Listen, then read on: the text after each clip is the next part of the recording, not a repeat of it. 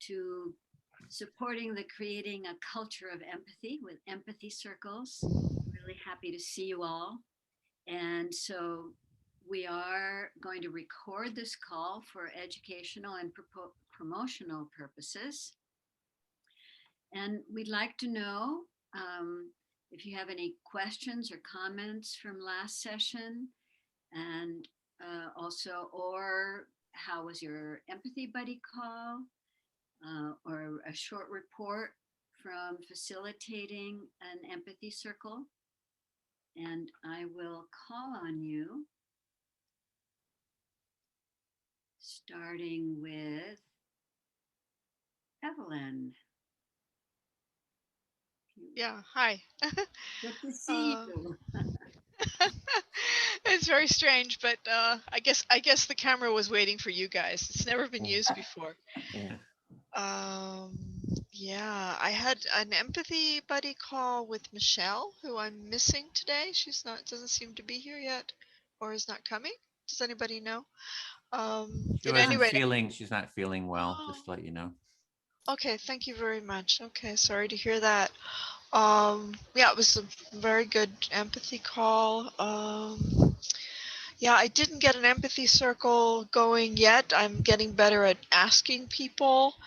And I'm going to join Kat tomorrow, for which I'm very, very grateful. I'm looking forward to that, so I can practice a little bit with her people. I still have a question about the empathy circle, and it's about how do I tell somebody that I have not been heard, that actually they didn't understand what I said, or I don't know, sometimes I feel like I'm being too blunt. I say I didn't say that. Sounds rather blunt. So that would be my question, and thank you. Thank you, Evelyn. Do we want to answer questions now, or? No, we'll do that in the feedback section. Bill's taking notes. All right, great. Thank you. Okay, Adelina, there you are, and Kat. Yeah. Hello. So when it comes to organizing Empathy Circle, I did not have the chance yet. I'm probably going to have one in April. I don't know exactly when, but I already know the group I'm going to work with, so I'm pretty excited about it. And I had a body call with Kian this week, and I'm just glad that we could meet despite everything that's going on with them over there. And I had absolutely no idea about it, and when Leslie wrote me, I was just I felt I told Kian that I felt stupid or like a moron, because I was wondering, it was a little bit difficult to connect at first, and I did not know exactly what was going on. So yeah, it was. But on the other hand, the body call with Kian was really good, and I just appreciate him being there. Thank you, Adelina. Kian, would you be ready to share and unmute yourself? Yeah, as Adelina said, we had a really meaningful and a really enjoyable buddy call. I wasn't able to hold a circle this week, but I am right now. We're living with my neighbors, and they have 4 young girls, and I might try facilitating one with them. So we'll see how that goes. Thank you, Kian. Leslie? Yeah,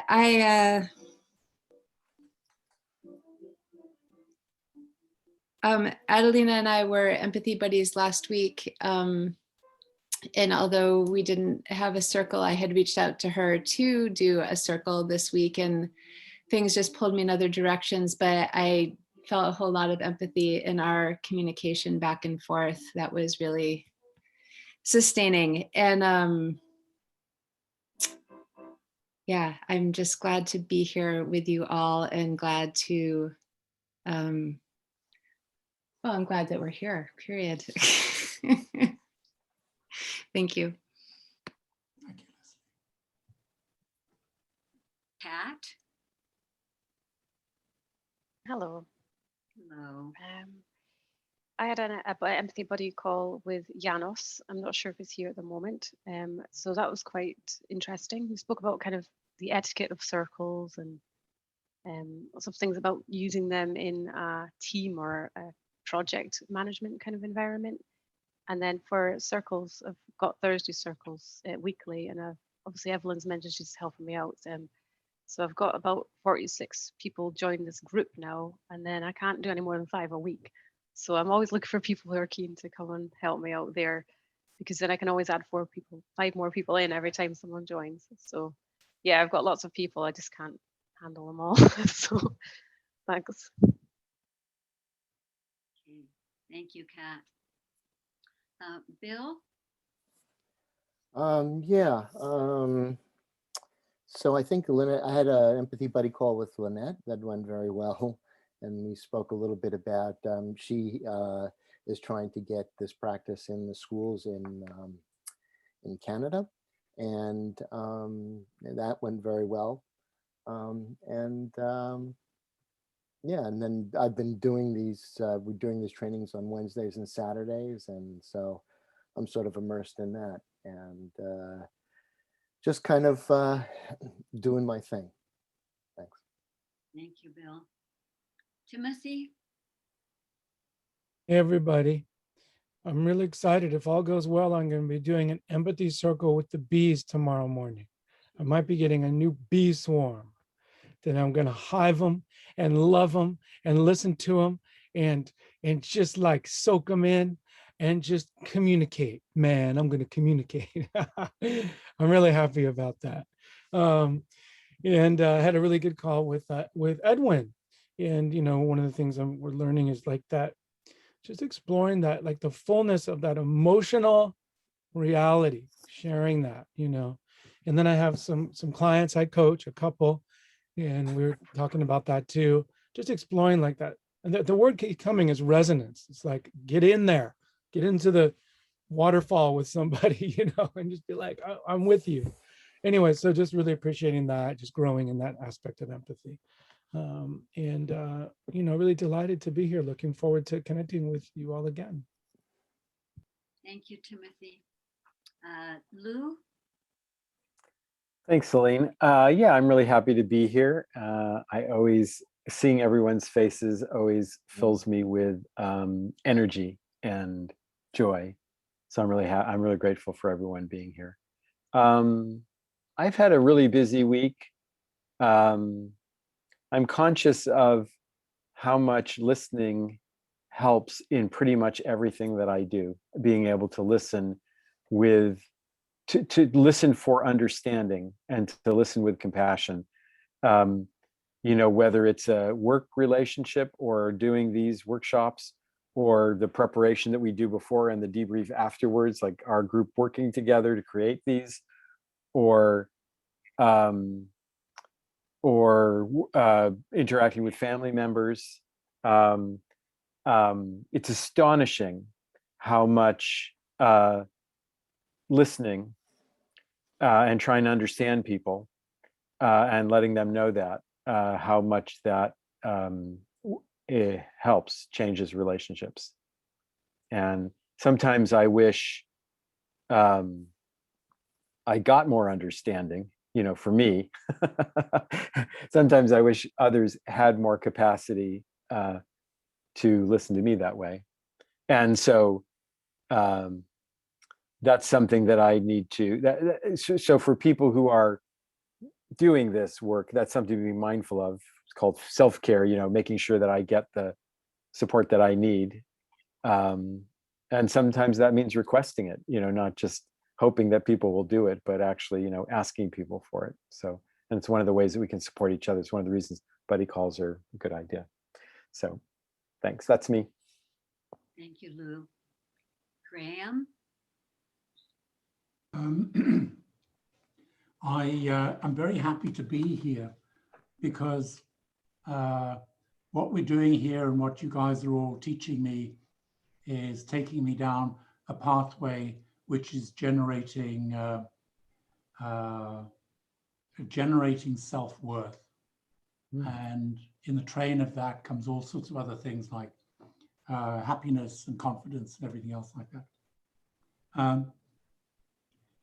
To give you an idea of some of the things that I've been doing, I'm back in contact with an ex of mine. And this ex of mine, we've become exes and partners. Oh, just, I can't count how many times we've broken up and come together again. But the reason why, from my perspective, the reason why we would keep breaking up was because of, one was very specifically because we were unable to resolve conflicts or have the methods of actually being able to do that at least somewhat peacefully. The other one was that I felt that my emotional side was always ignored. And this last, what's today? I think it was maybe Tuesday afternoon. No, it wasn't. Must have been Monday. Yeah, Monday. We sat down and we had a conversation. And after 8 years of trying, eventually this ex of mine has made a commitment to learn how to listen. And I'm hoping that in the next 3 to 4 weeks, she will actually join the empathy group. And once she does, that'll be a major achievement. Whether it goes anywhere or not, I don't know. But anyway, that's an example of the work that I'm trying to do at the moment. So I'm finished. Thank you, Graham. Edwin? Yeah, I had 2 empathy buddy calls this week. One was with Timothy, so I'm finding it very grounding to have these calls. And I used to be a beekeeper, so I really support Timothy with his empathy circles with the bees. Good luck on that, Timothy.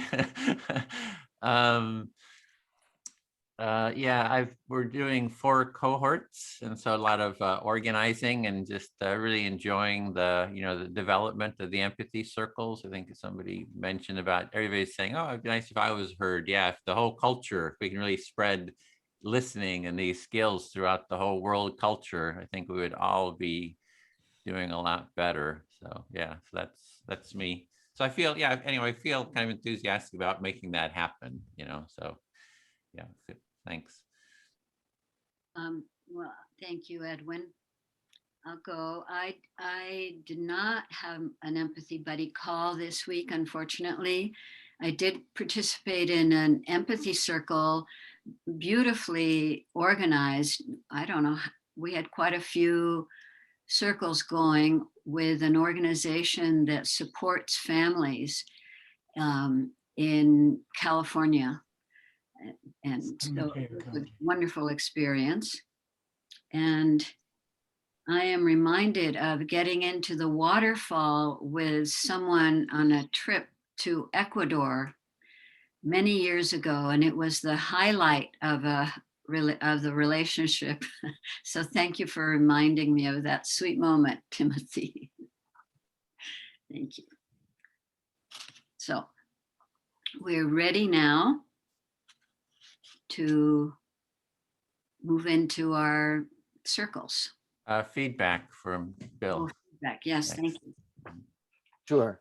So we had a few feedback. I'll try to keep it to 5 minutes. I don't know if I'll address everything, but certainly if people have other follow-ups, we'd be happy to do that either, personally or in the breakout rooms. So one of the suggestions, the instructions about the how-to and the facilitation could be clearer. So we will look at that and go and just see if that we can improve that. I encourage you, if you have any questions about it, you can also, there are a lot of, Edwin has tons of material about that you can click into and see how to do things and things like that. So use that resource. And also, if you go into the breakout room and you still have a question, please ask it. I think, we'll respond. Is it okay to practice one-on-one if it's not a circle? I think we have the empathy buddy calls, and that's been very successful. So I think it's pretty clear. If you have a circle, that adds another dimension, but I think a one-on-one practice would be fine. And if both people feel heard, I think that's the main thing. Then there's a question about when to intervene. And we talk, at least I do, and I think, and there's a certain balance or the art of facilitation. And generally, it's balancing the needs of the individual with the needs of the group to feel completely heard. And so that's what you're kind of working with there. Generally, I know Lou was, we were just talking about it, and he said, if there's 2 or 3 times that somebody's missing something, then I'll intervene. I think that might be adjusted depending upon, like if somebody's very angry or something like that, you might want to intervene sooner.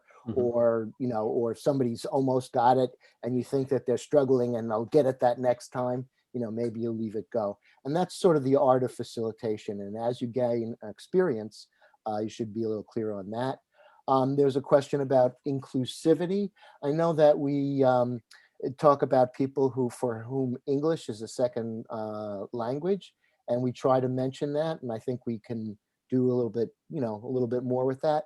But that is also another, issue. Sometimes people are very free about what might be hampering, what challenges they might have. And sometimes they're not, and they don't want to necessarily talk about it, or they're not ready to talk about it in front of strangers. So again, there's that sense of balance there. But it's always good in error just to include, hey, it's okay if you're this, it's okay if you're that, open the tent. And then there was a very interesting thing about note-taking. We've gone around that about note-taking, and in this person's experience, someone has over-relied on note-taking, and so their responses are long and very robotic. And so again, this is a sense of balance. Sometimes note-taking can help a person focus, but if it seems to be getting in the way, that it's a sense of balance, because we're not looking, it's true, if you can summarize and do these things, like a lot of NVC, structures to summarize and to find out the feelings and the values and things like that. That's great. And that helps you summarize and also be brief, which was very good in a response. But we're not here we don't want to exclude people because they don't have the particular skills. So in an extreme example of this, where it just seems to be bogging things down, one, you can see the speaker feedback and whether they feel heard or not. And if they are not being heard, you can intervene again after 1 or 2 times. And then also you can look at the speaker feedback. And then if it continues, then I would suggest a one-on-one, not in front of the group, but a one-on-one conversation with the note taker to kind of try to build up their skills, find out whether they're feeling like emotionally afraid or something like that, and to see whether they can kind of increase their skills that way. And that's about it, unless there's any other trainer comments that people would like to make. Okay, then I'm done. What about Evelyn's question about when don't feel heard? Is this a good time to address that? Yeah, this would be good. Sure. So when people don't feel heard? When she doesn't feel heard and she wants to be able to say that without being blunt, or she's worried that she's being too blunt. Oh, well, I think that partially as a facilitator and stuff, you should be kind of trained to do that, is to give that feedback in as supportive way as possible. And again, that's assessing the person who she's giving the feedback to. Are they very fragile? Have they known them a long time? Are they a stranger? A lot of different factors that can go into there. But you should look for a way to feel heard, because mutuality is a major part of this. And part of the ongoing practice is that the expectation is that you will be empathized with as well. So that's very important. And again, it may not be if it's a really sensitive situation, it may not be the time to give feedback in front of the full group, and maybe have a one-on-one conversation. But I think it's totally okay to say, be very specific, rather than label the person, oh, you can't listen. Say, in this particular thing, you didn't catch this part of it. Just be, be content specific, rather. And I don't think Evelyn would do that anyway. I can sort of see she already knows that. She didn't need me to tell her. So, did that answer that question? Can I add some? Sure. Can I add something to what you said?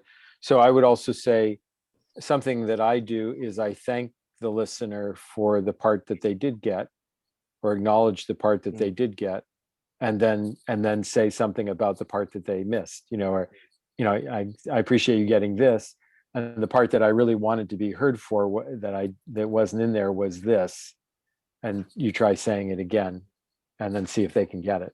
And then, if they're not getting it, or if they're just missing it, that's one thing. If they're kind of doing something else with it, like taking what you said and layering something on top of it, or blowing it into something really big, try to name that. Well, I said this, but you added this to it. And so I'm wondering if you could just repeat back the part that I said, or again, if it was a missing part, you missed this little part. And then I guess the other technique is sometimes what a person has said gets lost because there are too many words. So you could also assist them in getting it by just making it very small, saying it again in a few words, so that it becomes easier. Great. I just wanted to add one little tiny piece to what Lou said. There's a basic stance here in an empathic exchange. And when I'm trying to express myself, my stance is like, on the inside, it's subtle, but I'm grateful that somebody's listening and even trying. So, Lou said, thank somebody for the part they did get. There's also just this stance that, thank you. I just thank you for even trying. No matter what somebody does, I'm in this state of gratitude. And so I'll say, thanks. No, not quite, but here's what so it's like it's just a basic stance. Like I'm gently correcting, and being grateful just for the fact that somebody's there. Evelyn, did that help? Did I get any close on all that for your hesitance? Yes, it helped. Thank you very much. I'm not as gracious as you are, Timothy. I do want to be heard. Right. Right. So that was part of the problem. It's nice. I can't lay back and say, yeah, thank you. And I was heard and I wasn't heard. That's the conflict kind of. Frustrating. Yeah. Okay. Yeah. So thank you very much, all three of you. Yeah. Yes. And I would add that so there is no requirement that the speaker be gracious. That we tell the speakers, say what's important to you. And if the speaker has a lot of feeling, that may not come out in a very gracious way. And however, I would say as a facilitator, so one of the things that the facilitator hopefully brings into the circle is some graciousness and a stand, like Timothy's explaining or describing, a stance of gratitude for wherever people are, like acceptance and empathy for wherever people are, even if they're struggling and they can't listen. And so as a facilitator, you definitely want to cultivate that capacity in yourself. As a speaker, I don't require that of the speaker. And in fact, as a facilitator, I'm there to help provide it if the speaker is upset with the listener, that they're not getting heard. Yeah. Well, my question was really about the speaker role, not about the facilitator, and I would agree with you on that, that the Okay. facilitator role is a different role. Yeah. So thank you. Oh, It did great. help. Yeah, and you can try this out with your challenges too. When you go into these groups, you can dial that up as the challenge, and you'll be with Lou. So, Lou, do you want to explain what we're doing in the breakout room? Sure. So thanks. So Bill, are you complete? Bill, was there anything else you wanted to say? No, I think that was, yeah, that was. Okay, great. Yeah, so next we're going to go into circles, into breakouts, and we're going to practice facilitation. This is the third class. Mhm. So you also have an opportunity to practice your introduction if you want to. And then you'll also get a practice at facilitation again. And the time will be split among however many people are in your room, less the instructor. And this time when you are practicing, you will have the option, if you would like, if you feel ready, to have some challenges come up in the circle. So one of the things that happens in the circles that we do in class here is they usually go pretty smoothly because everybody has some level of awareness and has some level of skill. So there isn't, we don't have a lot of trouble listening to each other. But when you do circles out in the wild, you will get people in your circles who, they don't have a lot of self-awareness. They don't have a lot of communication skills. They may not listen very well. They get triggered by things that happen in the circle. And so you, as a facilitator, you will be faced with situations where someone's not reflecting well, someone's forgetting to pause, someone's forgetting to not ask questions, or just be a listener and not. And so these are what we call typical challenges that happen in a circle. And so when it's your turn to facilitate, if you would like to have some of those challenges, you can say that you would like some. And that way you get a chance to practice with some of the things that happen in circles sometime and see how you respond to them and get help from others in learning how to respond to them. And you can ask for, no challenges or easy or medium or hard. It's up to you, whatever you feel ready for. And the idea is just to give you an opportunity to learn from those kinds of situations before you have to actually face them in a real situation.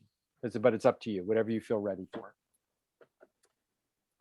So I think that's it, unless someone has something to add.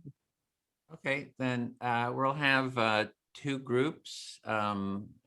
Celine will facilitate one with support from Lou, and then the other one will be Graham with Bill.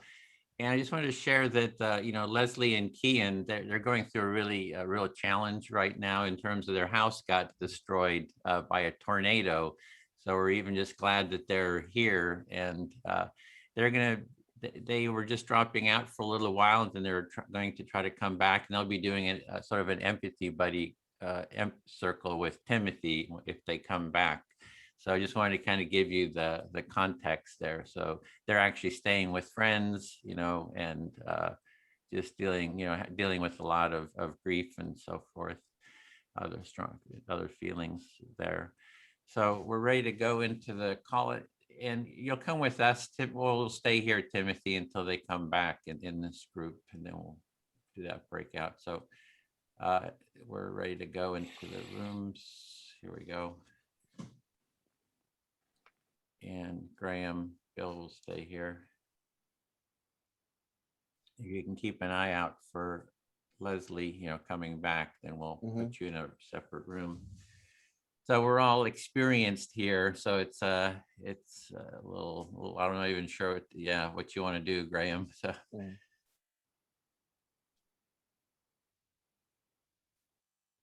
You're muted. You're muted. Yeah, normally I leave myself unmuted. I suggest we simply proceed as if this was a normal group. And if you say, I'm the facilitator, yet this is a training group, then would I facilitate for, let's say, a third of the time or something, or a portion of the time, and then we switch maybe to Cat, for example? How would the structure work? Well, I think we could, we're pretty experienced. We could try something like that. Basically, the technical aspects are to time each person. I think we're going to do 3 minutes. There's the how-to. We want to get those in 5 minutes. We can actually do it. We can all do it and just kind of check ourselves in on it if you want to do that. Yeah. And then the facilitator, the overall facilitator and instructor, I guess, holds the time for people to practice. But I don't know exactly what that would be here because we have, Yeah. we've all kind of done it. I don't know. I mean, so do people want to practice the how-tos? You want to, Edwin, you want to dust it I off? don't know. Do we just want to have an empathy circle with us? Yeah, we could do that. We Yeah. certainly could. Because we're all pretty experienced here, just like whatever's alive for you or. I wanted to propose that whoever facilitates first is the person who really wants the most practice, so I don't know, like if Kat, if you're still kind of participating, wanting a lot of practice, I would want to support you that way. Yeah, I should probably go first so we Okay. can warm up, Yeah, right on. And so in terms of challenges, I suppose, I think the kind of challenges that would benefit me, if you could maybe all gently do them, is one of you could be needing some therapy. So I don't know which one of you, maybe one of you wants some therapy today. Maybe that's why you're here. Another one of you could maybe be, let me have a think. Maybe you're just, you don't actually know what it is. You didn't hear any of the instructions at the beginning. So you're just kind of like, you're not meaning to be rude, but you just didn't really listen. So who wants to be the therapy candidate? We can pick someone to be the therapy person. Or maybe you don't have to tell me, it could be a secret. I'll do it. I need therapy. You could be the for therapy. Sure. So Yeah. Edwin wants some therapy. He's coming here for therapy. He thinks it's a therapy circle. So then maybe Bill, maybe you've not heard the instructions properly. Okay, sure. So you're just sort of randomly doing things. Let me think of other challenges that people do. I don't know. I think I've got two things going on at once. That would be a good start. So, all right. Well, do we have a times for 5 of us? We're going with 4 minutes. Yeah, we're going with 4 minutes. Okay, I'll start doing the introduction, Okay. then we'll get going. Great. If someone wants to take the main time for how long I'm doing it in total. Half an hour or actually longer since we're a small group. That's intense. That's all right. We'll go as long as we can, right? Okay. Okay, so hello everyone and welcome to this empathy circle. Thank you very much for coming along. So we're just going to get started with what an empathy circle is for you. So it's held between a small group of people, normally about 3 to 5 people, including a facilitator. So that'll be myself today. So what we're going to do is create a space where you can talk and you're going to feel heard to your satisfaction. So we're going to speak about a set topic or whatever feels alive for you at the moment as well. So the way it's going to work today is people are going to take turns being the speaker, and someone's going to be an active listener for that speaker. So everyone else in the group at that moment are going to be silent listeners so that if you are the speaker, you'll know that you're the one that's speaking, everyone else is listening, and you'll have one person who's going to reflect back to you what you've said. So it doesn't need to be word for word, more that you're capturing the meaning and just the essence of what's being said. So just to start a turn, we're just going to pick a speaker to begin with, the first person to go, and then you're going to start to speak and give that listener just a few pieces of information to reflect back initially. It doesn't need to be word for word, as we said. And then you want to have empathy for them listening as well, just to think about the fact you want them to hear you, so you want to have that empathy. So you just want to kind of like just reflect without asking any questions or adding any agreements or comments to what they've said. You just want to be able to reflect what they're saying to help them feel heard. So you're going to continue that pattern for 4 minutes, or unless you feel you've been heard earlier, if you're the speaker. It's best for us to do this really for you to see how it actually works when we're doing it, as well as me telling you. So we'll continue that pattern until the time is up, which you'll see this. That will tell you that it's the end of the turn and we'll move forward to the next turn. And then the listener will become the next speaker in the cycle. So as a facilitator, I'll be keeping that time for you and I'll be supporting you with the process. I'll also show you that time mark so you know we're coming up to the end of the turn. And I might support you if you need any support within this circle today. So you can take notes if you like to help you as we go through, just to focus on what's being said. Okay, so our goal is to make it to about 3 turns each at minimum, and we'll get started now. And who would like to be the first speaker? And I'll be your listener to begin Oh, I with. definitely, I need some therapy. I'm having so many issues that, I mean, my whole life is falling apart. I mean, it's like total chaos over here. I got to Oh. go first. It's like, Okay, well, I'll be your listener, and you've got up to 4 minutes to express yourself. So if you'd like to start to speak, the topic today is all about exploring gratitude, and that's a topic, or you can speak about whatever's alive for you. yeah, forget gratitude. Fuck gratitude. It's like I am like so pissed off. My life is falling apart. I mean, everybody's kind of down on my case. It's like I'm about to have a nervous breakdown. Like, I don't know. I've been thinking about suicide. I am so fucking pissed off that. Are we allowed to curse in here? Yeah, fuck you, I'll just Bill. pause you there, Hey, Edwin. I'll pause you there. What the fuck? Okay. Whoa, whoa, whoa! Come on, people. So let's just calm it for a moment. So right now, Edwin's a speaker, so we want to make sure Edwin's feeling heard. And Bill, you're a silent listener. So you're going to be a silent listener until the end of the turn, but we just want to make sure that Edwin feels heard with his expression. So if we can all hold the space for his expression. And I'll just reflect back to you, Edwin. You're just saying that you're feeling quite angry today and you're just wanting to express yourself to us. And you also mentioned a feeling of suicidal feelings as well. Do you want to say any more?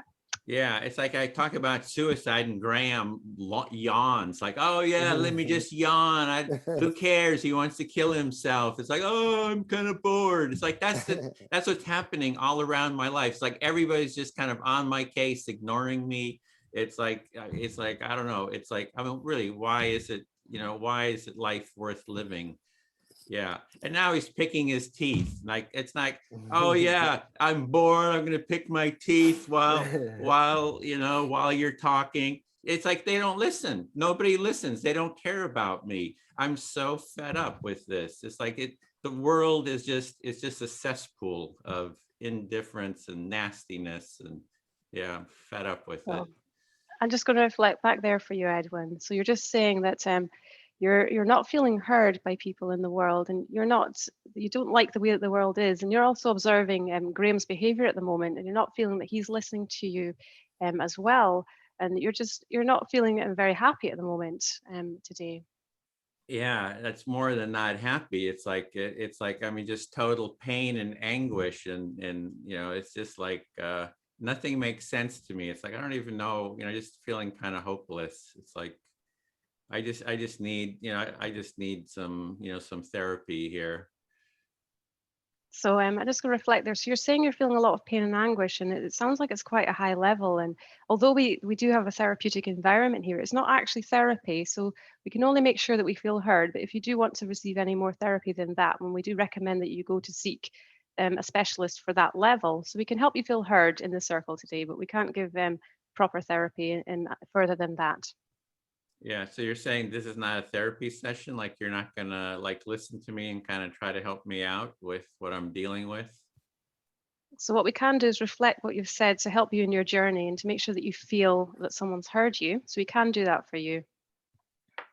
Well, it's not worth being here then. This is like a waste of time. I'm just gonna go shoot myself. Where's my gun?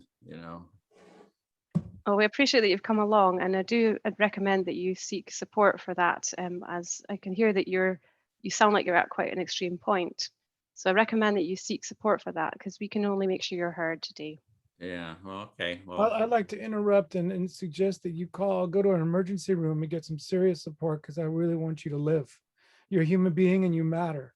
And when someone starts talking like that, come on, that's an irreversible choice. I'd like to request that you go to an emergency room right now.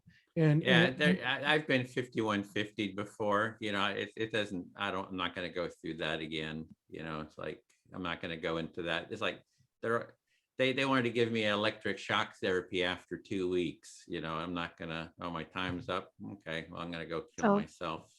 So I'll just pause you there, Edwin. So I do recommend that you seek some further support. You can hear from what you're saying that you're at a quite extreme point. So you are welcome to leave a circle if you don't feel it's benefiting you, or you can continue and join in with us, and so you can feel heard with us. Okay, I'll just hang out and just listen to you. Well, I wasn't really prepared for this at all. And this is like too heavy. I don't know what's going on here. I mean, I think we should call 911. Well, Bill, the focus of a circle is to make sure that the speaker feels heard as we go around, and it can be the topic which is exploring gratitude, or if you wish to speak about what's alive for you, then that's the kind of focus that we're having. So there is a certain framework we're holding it within today. Well, what's alive for Okay. me is the anti-democratic movement, and I'm just really upset about it. So I'm just going to that's it. pause you there, Bill, because the structure we're following at the moment. So just had Edwin speak, and I've been his listener, which means that I'll be the next speaker. So then I'll choose a listener, and it will go around each person until it will come to your turn. So someone will select you to be the speaker. So if you want to hold what you want to say until you're selected, then you'll be able to speak about whatever you want at that time. Okay, I didn't. Well, I mean, you said hold it until Edwin was finished, and I did. So I thought I was doing. So all right, okay, all right. Grumble. Thank you very much, Bill. No problem, Bill. We'll be right with you when you're selected. Thank you. Okay. Okay, so I'll be the next speaker, and Timothy, if you could be my listener. Yes. So the topic is exploring gratitude today. So I'm definitely grateful for the challenge and everyone's participation in the circle. No matter what you have to say, I really appreciate hearing your expression. Gosh, no matter what anybody has to say, you're warmly welcoming everybody's expression. You're actually really glad to be here, even if it's challenging. I think especially if it's challenging, I definitely appreciate it all the more, because you just know that it just helps everyone to be able to just get more and more comfortable in being present with each other despite what can happen.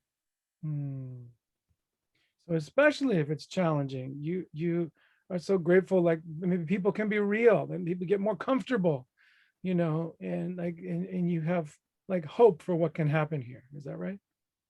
Absolutely. And I think with Edwin, I think we can all relate to having difficult times. And so hopefully he can join in with us today and really feel the benefit of the circle. So you really see most people, maybe all of us, can get really tough times. And because of that, you're really hoping Edwin can be included in this circle and maybe have some of that listening and just some of that companionship. Is that right? Yeah, and I'm definitely grateful when people open up, because having someone leading that is good for them to open, because it makes everyone else start to feel that they can open as well and connect better. Oh, you're appreciating Edwin just being real and opening up, because it can help us all just like let our hair down and be real together, and you're appreciating Edwin's leadership. Absolutely. I feel fully heard. Thank you, Timothy. You're welcome. Thank you. Okay, so it's my turn and I get to pick a listener. That's correct. Okay, well, I really want to hear from Bill, so I'm going to ask him to listen to me so he can go next. Bill, would you listen? No, thanks. Yeah. Sure. All right. Wow. First of all, I'm a little shaken hearing, what Edwin was saying. I also appreciate him being really real. I like that. But I was shaken at such a dramatic and final solution to what sounds like really a horrible time. I just feel shaken and sad to hear from Edwin. I'm sorry to hear that. You should probably just calm down, though, because that probably will help Edwin. All right. So thank you for the tip. But from what I understand, that's a little different than what we're doing. I just really want you to hear that I feel upset and sad hearing of Edwin's pain. Okay, so you feel upset and sad about hearing Edwin's pain. Yeah, thank you so much. Yeah, I really do.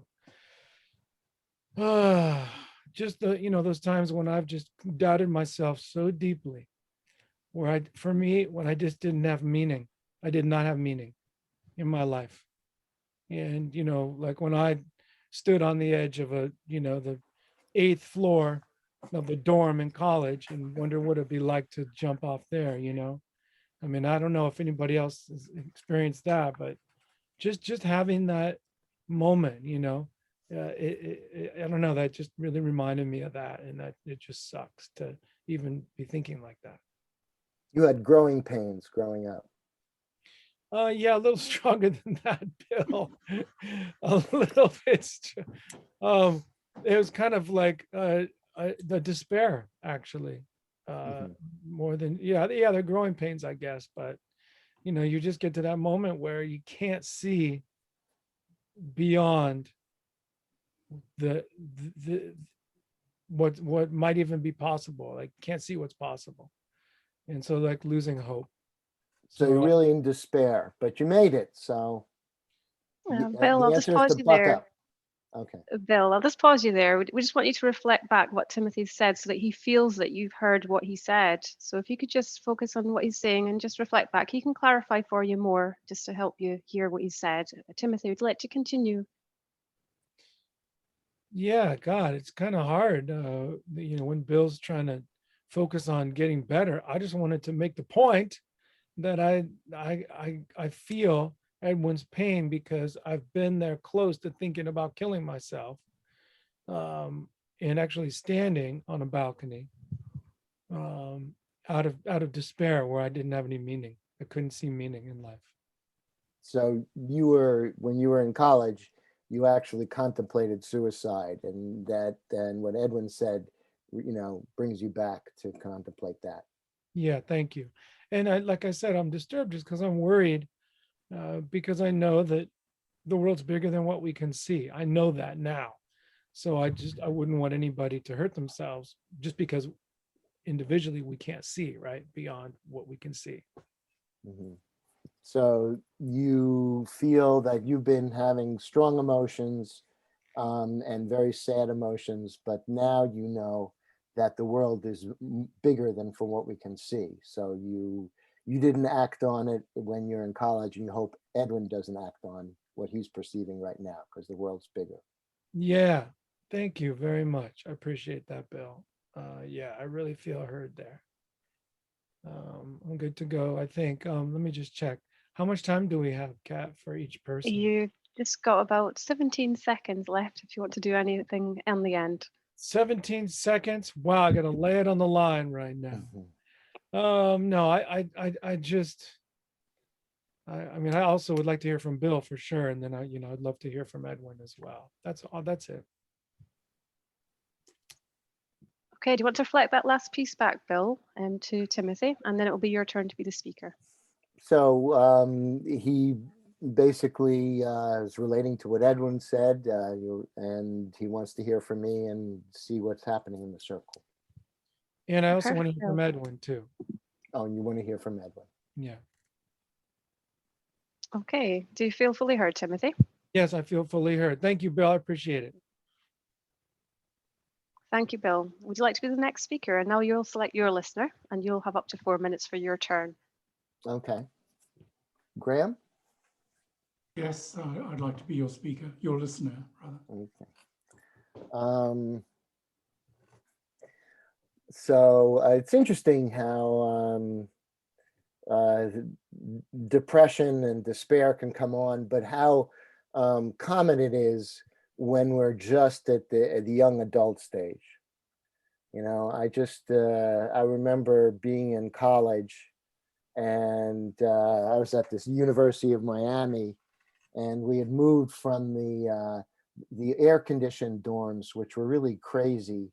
They had hurricane shutters, and they were air conditioned, but essentially you could close those hurricane shutters, and your room would be completely black.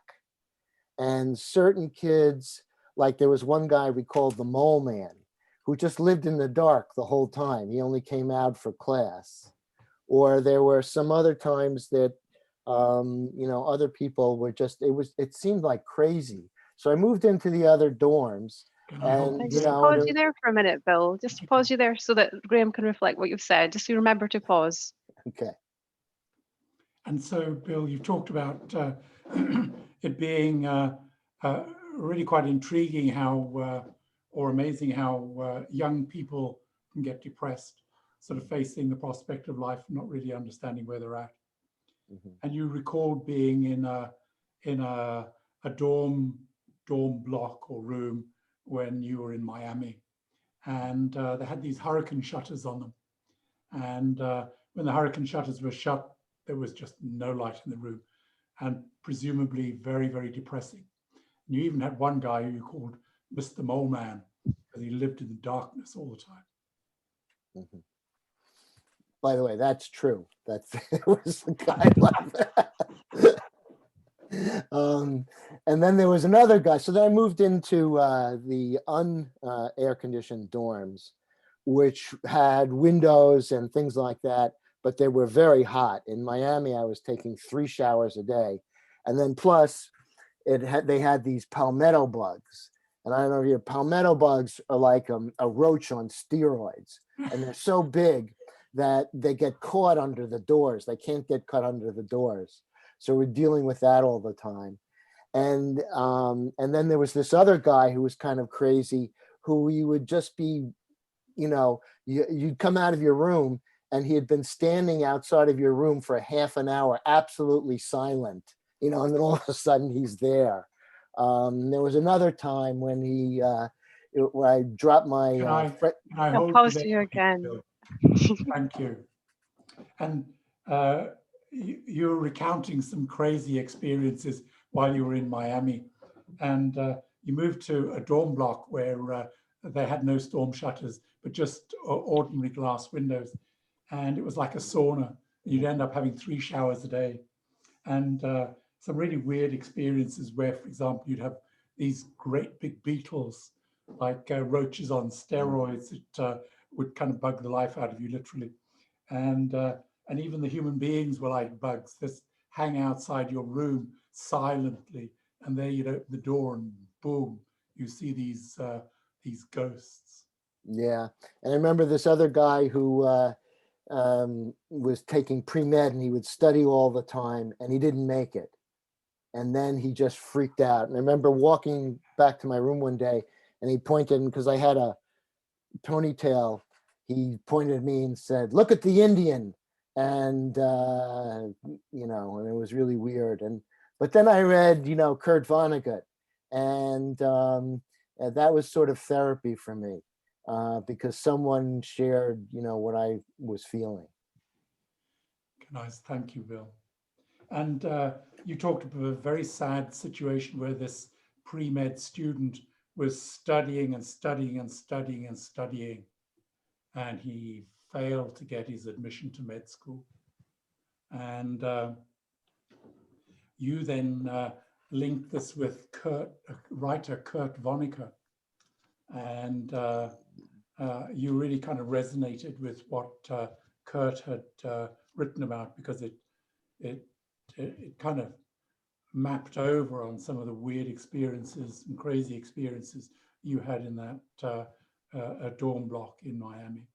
Yeah, and then I own probably the only Kurt Vonnegut T-shirt in the world. Sorry, Bill, I'll pause you there. The time's gone past, so it's, okay. It's the end of your turn. Do you feel fully heard by Graham? Yeah, thanks. Thank you, Bill. Okay, Graham, if you'd like to move the turn. Okay, so Timothy, will you be my listener, please? Sure. Yeah, I'm also wondering, since I said earlier I wanted to hear from Edwin, I wanted to include him in the next step, but it's up to you. Yeah, I would. Yes. Now this is actually an interesting. Can I interrupt for a second and ask the facilitator? Because Edwin hasn't been included in any of this round, can I then reflect Timothy's wishes and change that to including Edwin as my listener count? You can select your listeners, so if you'd like to select another listener, you can do. Okay, thank you, Timothy. Edwin, will you please be my listener? Yeah, sure. And really following on through the kind of interesting dynamics and games that are at play here, I'm actually enjoying watching what's going on. You're kind of enjoying my suffering.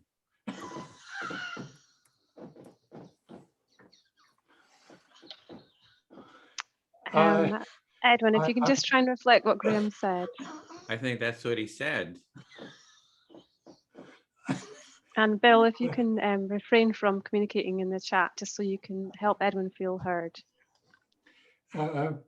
Edwin, I do sincerely apologize for laughing, but of course we've got multiple things at play here. There's one is the idea of treating your situation as serious.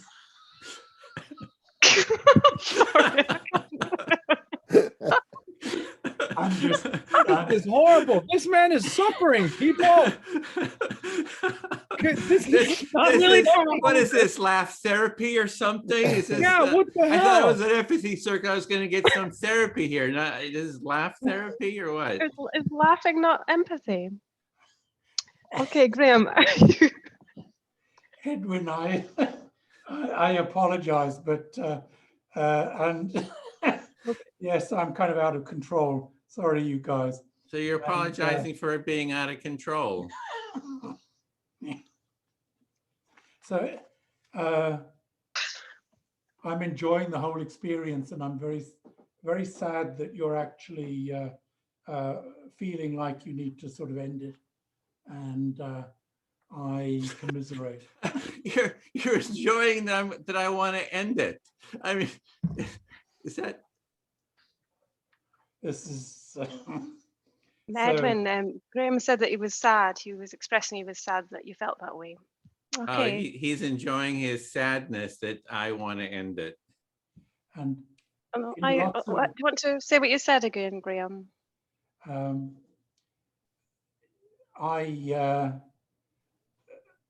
situation that you're under is indeed complicated and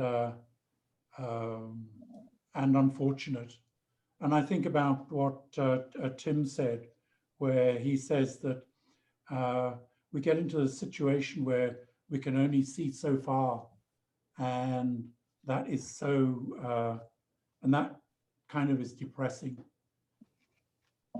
Yeah, so you're sort of resonating with what Timothy says, that we only see so far, and there's sort of it's sort of depressing that we can only see so far in life. Or yeah, and I've been in the same boat for many, many years, where I'm depressed with what I'm seeing and feeling and experiencing around me, until such times as somebody helped me discover that there's more beyond my field of view. yeah, so you were also depressed until others helped you see there was sort of stuff beyond your field of vision. And so thank you very much indeed, Edwin. I feel heard. Okay. Well, I'll speak to Timothy because I think you're the only person here that really cares about what's going on for me. I'm happy to listen to you, Edwin. Yeah, I feel a little bit better. You know, I do feel a little bit of, I don't know, something just felt a little bit better just hearing a little bit of what people were saying. You're feeling just a little bit better hearing what people have said. Yeah, except Graham's kind of just that he's having fun at my depression. It's kind of weird, but you know, that's life. So you're interpreting that, you know, Graham's having fun at the expense of your depression. At the same time, you're just like, yeah, whatever, that's life. No, you know, doesn't surprise me. Yeah, the last time I went into got 5150'd, you know, I was like super depressed and I don't know what's going on with Bill here. I'm just going to pause you there, Edwin, just for a second. Bill, if you just want to sit and be present with us, we'd appreciate that. If you're needing to stretch, you can wait until after this circle. Is that okay, Bill? Thank you, Bill. Okay, Edwin, you want to carry on? I'm talking to you, Timothy, because you got a kind of a jerk off Bill over there. Hey. So it sounds like you're feeling upset with Bill and distracted and a little bit of annoyed, yeah, with what Bill was doing, and you're talking to me because there's something that you see about me that shows a little bit of care or something. Yeah, exactly. I do feel some care from you, so thanks for that. Appreciate it. It's kind of helps with the pain a bit. So yeah, when you perceive a little bit of care from somebody else, it helps the pain, helps relieve it a little bit. Yeah, and just to just to be heard has been good. I'm glad that Kat just kind of stuck with me here to kind of listen. So I guess I kind of appreciate that. But I just don't want to go back into the, you say, oh, go get some help. What they do is they 5150 you. And the last time I went in, there was this Dr. Friend. Yeah, I mean, his last name is Dr. Friend. And he was wanting to, like, his solution was, shock therapy. 2 weeks, I was there for 2 weeks, and he wanted to do shock therapy. So yeah, like when you think about people say, go get help, for you, that's kind of a nightmare. You went in, you were against your will, 5150, 2 weeks, and Dr. Friend, which you think is kind of a joke of a name, wanted to hook you up to electrodes, and that was his solution for your depression. Yeah, it was only because my partner is a nurse and was able to finagle the system, and it to get me out of there. He said, like, once you go into those places, they won't let you out. I think it's just a big money making machine, for them. Like, oh yeah, we got another, victim in the system, and we can just milk them for everything they're worth. So you're really lucky that you see yourself as really lucky having a partner as a nurse who's able to get you out of there, or else you disappear. It sounds like what you see is they're just wanting to crank as much money out of you and the system as possible. I'm just making a lot of money at the expense of people's freedom, something like that. Yeah, exactly. And then, everybody's like, the final thing is always, oh, here, go get some help. It's like, you're telling me, Kat's telling me, oh yeah, go get some help, get some professional. The professionals are fucking assholes. For you perceive people telling you to get help, you want people to know that the way you see professionals is they're fucking assholes. Yeah, it's a big money making racket. Then they want to drug you up too on top of it. And how many million people are like addicted to the painkillers and stuff, and then they go into total hell and end up killing themselves there with drugs. So didn't really want to go down that route.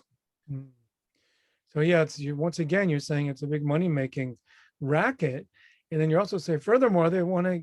I just saw the time. I'm just going to finish reflecting. I think here is that they're going to drug you up. And then folks take these drugs, and the drugs have consequences that are kind of fatal, not kind of, but are fatal for people, right? You don't want to go down that road. Whole system's scam. Yeah, that's it. Whole system's a scam. Do you feel fully heard by Timothy, Edwin? Yeah, I actually do. Thanks, Timothy. Yeah. Thank you, Edwin. I really appreciate it. I'm really glad to just to be able to hear you out.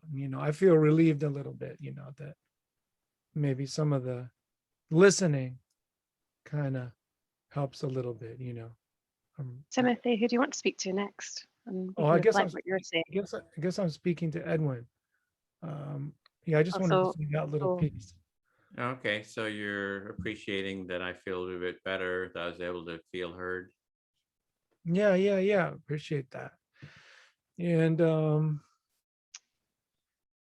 are you speaking back to Timothy? Sorry, Timothy, you speaking back to Edwin now? Yeah, I guess is that okay? That's fine. I just checking. That's the way you. All right. Yeah.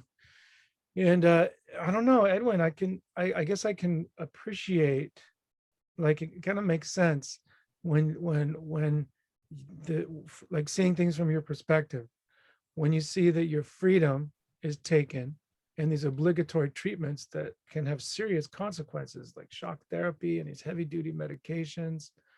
It's like, from your perspective, that stuff's scary, but then it's like forced.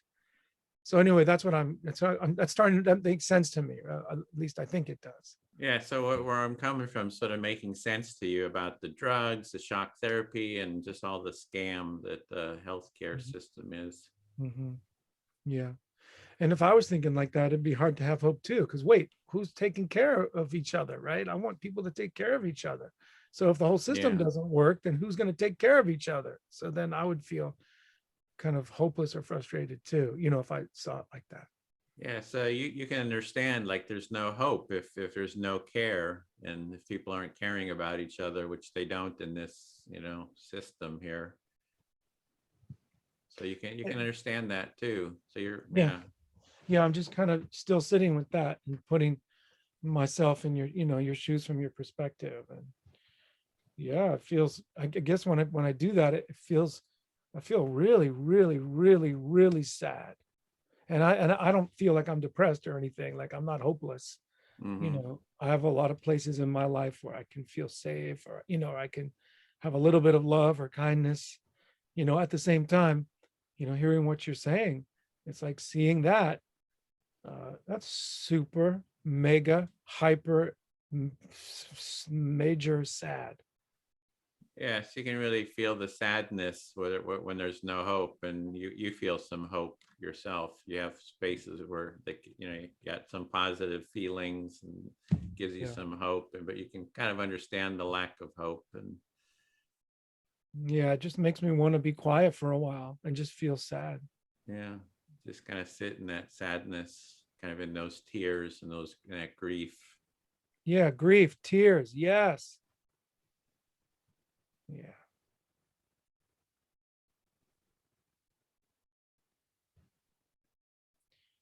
Yeah.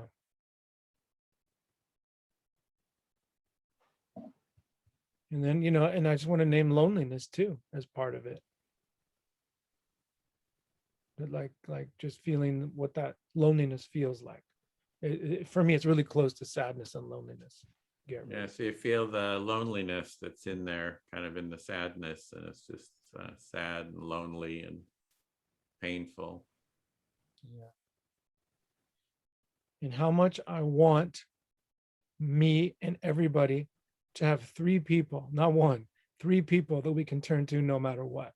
And they have my back or your back. Like I want all of us to have 3 people that have our back no matter what. Yeah, so you see, it's good to have like at least 3 people that kind of have your back, that can kind of support you. Yeah, everybody people, for everybody. Yeah, yeah, everybody for everybody in the world. Pass them around. Here's 3 people. Here's 3 people. Pass them around. Here's 3 people. Here's it's like Oprah. Here's 3 people for you. 3 people for you. 3 people for you.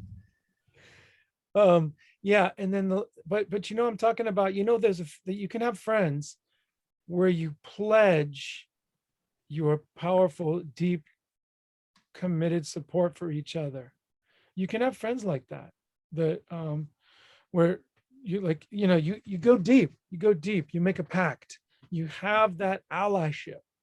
And I like that idea. I don't know if I have any of those like full on what I'm saying, but I want us all to have that. Yeah, so it sounds like you want sort of an allyship, or maybe to have those 3 friends. It's like you make sort of a commitment or something like that, to have those friends, and they sort of agree to kind of be there to support each other. Like call me anytime, no matter what, like that. Yeah, so you kind of have this agreement. You're like, yeah, call me whenever. I'm here for you. Yeah, I like that. Yeah. Hey, cool. I feel really heard. Thank you so much, Edwin. I really appreciate that. Okay, thanks. So I'll speak to Kat. Yeah, Yes. Kurt Vonnegut had an answer to that. He said the whole world should count off by 10, and then whatever number you have, wherever you went in the world, if you were 9, your family you would just call up other 9s, and you'd always have a family. Hey, Bill, I love that. Great. No, I got it. What book was that in, Bill? That's awesome. That was my belief. Can I pause you both there? Oh no, let's count off. Let's count off in this. I'm gonna pause you 1, 2, both 3, 4, there. 5. I'm gonna pause you both because it's Edwin's turn to speak, and he is selected. Sorry, Edwin. So I'm really sorry. Yeah, I got excited. okay. Well, you're both of you silent listeners. We want to carry on holding the circle space. Yeah, I know they're just trying to lighten the mood a little bit. So yeah, it's okay. So you're just acknowledging that they're wanting to lighten the mood. Yeah, it's like not everybody can handle the heavy depression. It's like they just want to escape from it. That's what I think. Yeah, they don't want to see reality. So they just want to escape from it and kind of have entertainment, lighten the load, be frivolous. you know, not face reality. So you just see others and wanting to escape the kind of the situation and make light of it, so they're not aware of the reality that Yeah, you're saying. they're just lightweights. Mm. So you just see them as lightweights. Yeah. But I do appreciate what you're doing here, Kat. I kind of get more of an understanding of it. You know, I thought this was going to be more of a, you know, heavy duty therapy, which I think I sort of need, but I kind of like this too. Like kind of I sort of appreciate it. It's, yeah, appreciate So it. you're just Appreciate what reflecting, you're yeah. doing. So you're just reflecting that you're seeing the format of this circle compared to the therapy, and you thought it would be heavier than it is, but you appreciate what we're doing here. Yeah. I kind of getting into this. I almost feel like I'm on the edge of tears here. I don't know. It's just like some kind of that grief and tears, and I don't know. It just, I don't know. It just feels kind of hopeless and lonely, and yeah. So you're just acknowledging feelings of grief and some tears that you can feel, and you're acknowledging feelings of hopelessness and loneliness as well. Yeah, but I appreciate what you're doing here. I do feel some kind of warmth and care from you and Timothy, at least. So you're just acknowledging what you're grateful for what we're doing, and you're kind of showing gratitude towards myself and Timothy at the moment. Yeah, gratitude. That was your topic, wasn't it? Gratitude. There's a little bit of gratitude. Yeah, got a little tiny little bit of gratitude. So yeah, thanks for what you're doing, Kat. Okay, so you're just expressing some gratitude. You're acknowledging that you're actually feeling some gratitude. Yeah, yeah, I feel heard with that. Thanks. Thanks, Edwin. Okay, I'll speak to Graham next. Okay, thank you. You're doing my listener. Yes, I'd like to be that, yeah. So yeah, I'm just observing the circle at the moment, and I'm grateful for everyone participating, and also I'm noticing so many things going on at once that I'm just trying to sit with all of that, really. And so you're enjoying the circle, Kat, and you're enjoying all the various things that are happening, all the little situations that have been set up for you. And so that's what you're enjoying at the moment, is all that experience. Yes, but also I find it's quite difficult when you really want to respond. I can appreciate that Bill might have an urge to respond when people are speaking while we're learning how to do the practice, and also when Edwin's speaking and you're not the listener for Edwin, you really want to respond. So it's really practicing that impulse control is something that I'm observing. And you're noting that all sorts of people have their different impulses, their tendency to want to contribute, and you're while you're seeing it as a challenge, it's actually very interesting to watch all these impulses and see what you can do to actually calm them down. Yes, I'm very glad that Edwin stayed in the circle as well, so that you can join in with what we're doing here. And you're very grateful that Edwin has stayed in the circle so that he can join in what we're doing here. Yeah, and also Bill as well. You can see that he's a good reflector there, so it's quite a good level coming from him. Once we kind of get started, you can Timothy as well. I'm really acknowledging how good people are at reflecting once we kind of start to settle in a bit more, and Edwin. So I'm just appreciating everyone's levels of reflection skills. And you've noticed that once people kind of settle into the routine of the group and realize perhaps that they can be heard, that they are able to reflect, and they reflect well and effectively.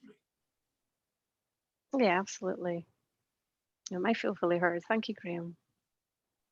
Thank you, Kat.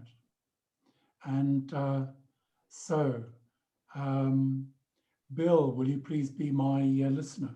Okay. Can I just double check the overall time, if that's okay? I'm just wondering what the overall time is. The overall time is 2:20. I mean, in the total time of how long I'll do this That's a section. good I one. mean, just wondered.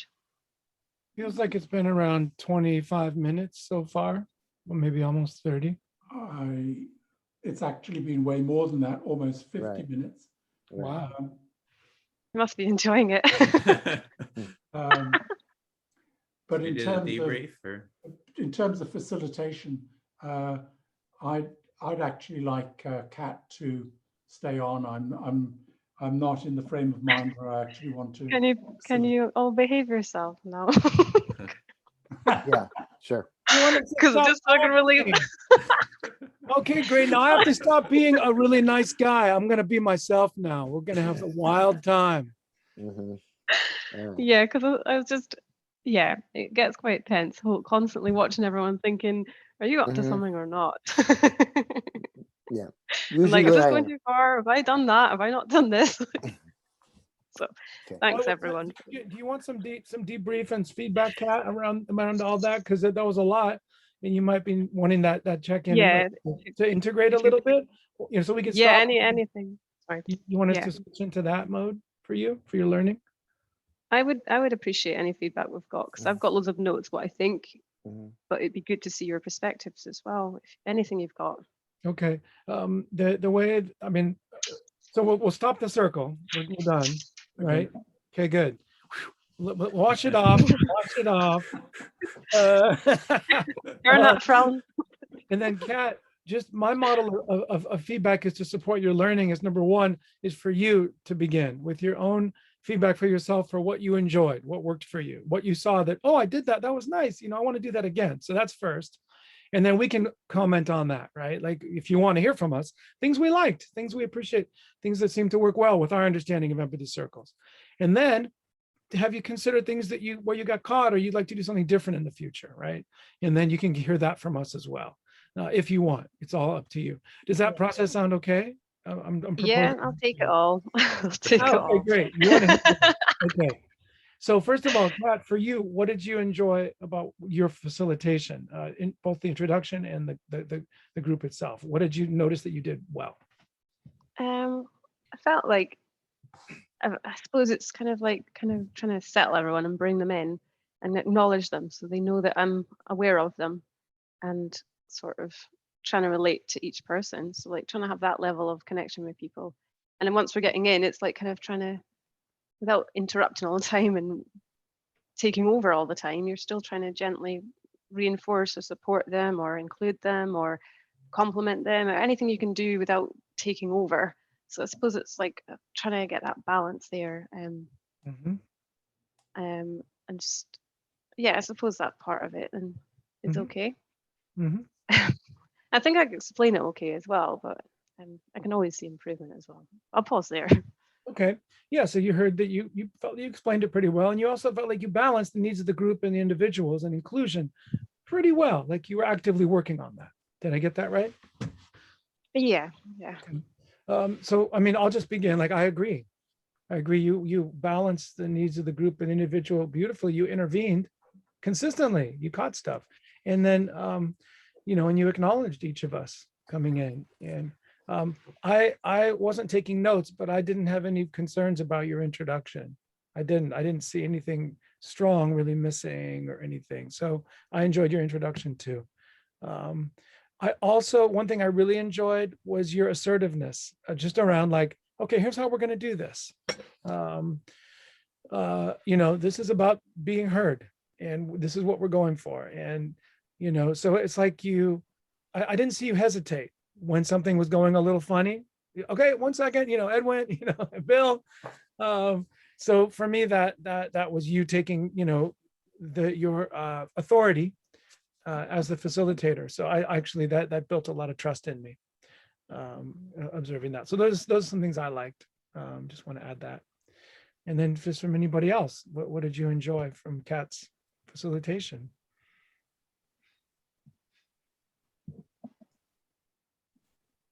Yeah, Graham. all very subjective. I enjoyed your facilitation, Kat. Circumstances, I think, were, let's say, a lot more than extreme. And Kat stayed level-headed. And Tried. yes, okay. But anyway, from our side, you stayed level-headed, and in many ways, you created a safe spot for what was going on. Cool. Thank you. Thank you. I guess I'll go. Yeah, I can sense your sort of enjoyment of the learning and the growing, you know, sort of the being grounded. And there's Leslie. So Leslie, I'm gonna yeah. put them into a different. Yeah, so I'm going to go in a different room now, Kat. So maybe Okay. everybody else could, you know, finish what they liked, and then you could talk about what you want to change, and people could do that if you want. It's up to you. However, you Yeah. want feedback. Thank you. Are you there, Leslie? Just double Yep. checking. Yeah. See, how do I move people? Sorry, just close all rooms.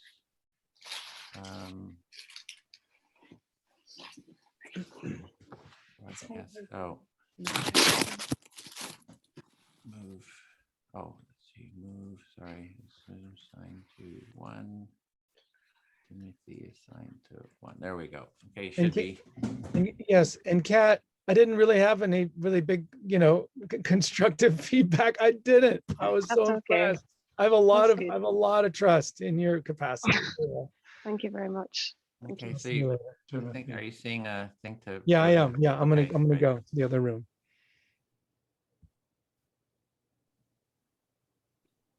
There. Bye, Leslie, and bye, Kian. Yeah, there we go. Okay, yeah, so we're back. Yeah, it feels, I felt like things were held, grounded, you know, there's a holding of the structure. And there's you know, I didn't feel like any fear or sort of anxiety. It was like, this is it, you know, step by step, gonna kind of hold it. And the only point I thought was when you were telling me to kind of get help, Yeah. it was like you could have empathized first. You know, it's like there was a little bit of like, oh, so you're really feeling. It was like that was the only point. The rest I felt sort of you know, a growing sense of warmth and care. You know, so in kind of dealing with what there I was a bit. I dealing with. really was like, what do you say? What did you? I'm trying to emphasize that you can go so far here to then go further elsewhere. There's like that line to try and, you know, express to someone without saying off you go. Like, Right. so Yeah. It's that's like what I was dancing with a bit. So you were kind of struggling at that point too. It's like, oh, I hear you're really needing some more support. And you're seeing this as therapy, or, you know, just a little bit of an empathic reflection at that point would have just kind of settled me a little bit. Then you could kind of add anything. Yeah, then I could go and afterwards. throw my interjection. Yeah, no, I didn't want to say it like the stereotypical phrasing that people say and things like that. I think I could have added in a comment about it's a non-judgmental space as well. I hadn't made a comment about that, and then that would have maybe helped some of the insults you were throwing around to me. Boy, it's so fun to be nasty to get all this out. Yeah, and then there was a couple of bits where people were kind of almost reflecting, and I was a bit like, is that quite reflecting? Then excluding the listener, and then just losing. It just got too funny as well, and I felt like, oh my god, I cannot compose myself. Yeah. So I was a riot with Graham. Just I couldn't. Graham, you're setting me off. Because I knew it was not, you know, not genuine. Not genuine. It sounds bad, but you know, we knew we were role playing. So I suppose that's why I wouldn't laugh in real life like that. Okay. Anyway, that's everything. So thanks. Anything else? Anyone else? Feel welcome to give it. Well, Otherwise, sure. I'll just say that I liked the way, like what Timothy and Edwin said, you held the space. And I thought one of the things is I thought your interventions were timely, especially since I was going way off track. It wasn't going to get any better. You know, I like the way you did that, and just role playing like the person who doesn't listen, which I wasn't. And then the introduction, and I was kind of not listening. So kind of method acting. But one of the things is that I always think that if you define the roles shortly and simply, even more, and I don't have any specific criticism. I think it's fine. If I was paying attention, Yeah. I would have gotten it.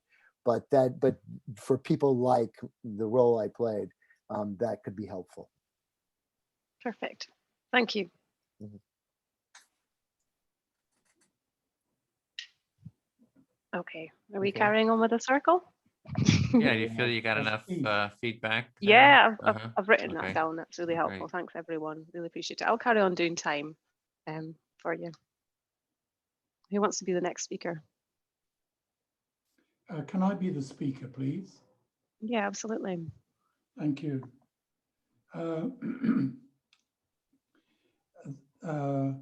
So who's going to be my listener? Edwin, will you be my listener, Mhm. please? Listening.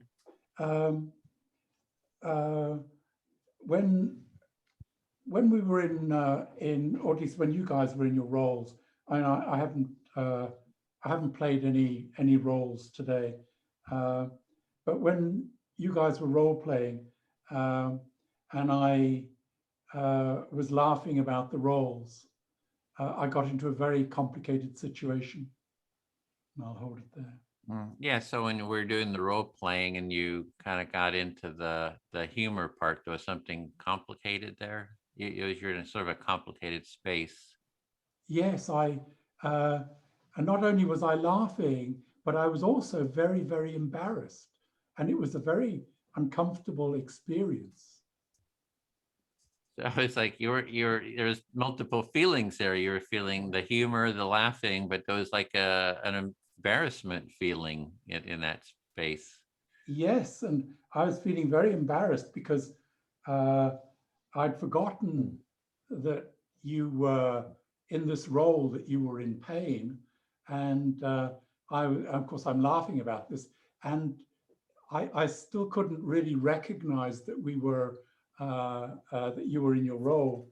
And despite that, I felt these pains of shame and embarrassment. So because I was in this role of being in pain, and you were laughing about it, you kind of felt a sense of shame and embarrassment that you would laugh at somebody's pain. Yes, indeed. And the other interesting thing is that from the role that you were playing, and where we were talking about being really depressed with the world and everything and needing therapy, I had the opportunity, because I'm just listening. I've been listening pretty much all the time, or at least as the silent listener. I began to realize something. So as sort of an observer, you started getting some kind of an insight or something that came up, some kind of a learning. Yeah, and that was that in this kind of circle, and I don't mean this kind of circle, I'm really kind of generalizing it, that if somebody comes to the circle with some really desperate need for or whatever, some magic solution, that we need to have trust in the simplicity of this circle, that merely being heard offers somebody else a new perspective on life. So there's kind of the insight that you're having is if someone brings, some kind of problem, stress, pain into the circle, it's just having trust in the listening, that just the listening to them is going to be supportive in some way. Yes, and as a facilitator, that gives me yet another, and there are lots of little building blocks, but yet another little building block that this process is actually very effective.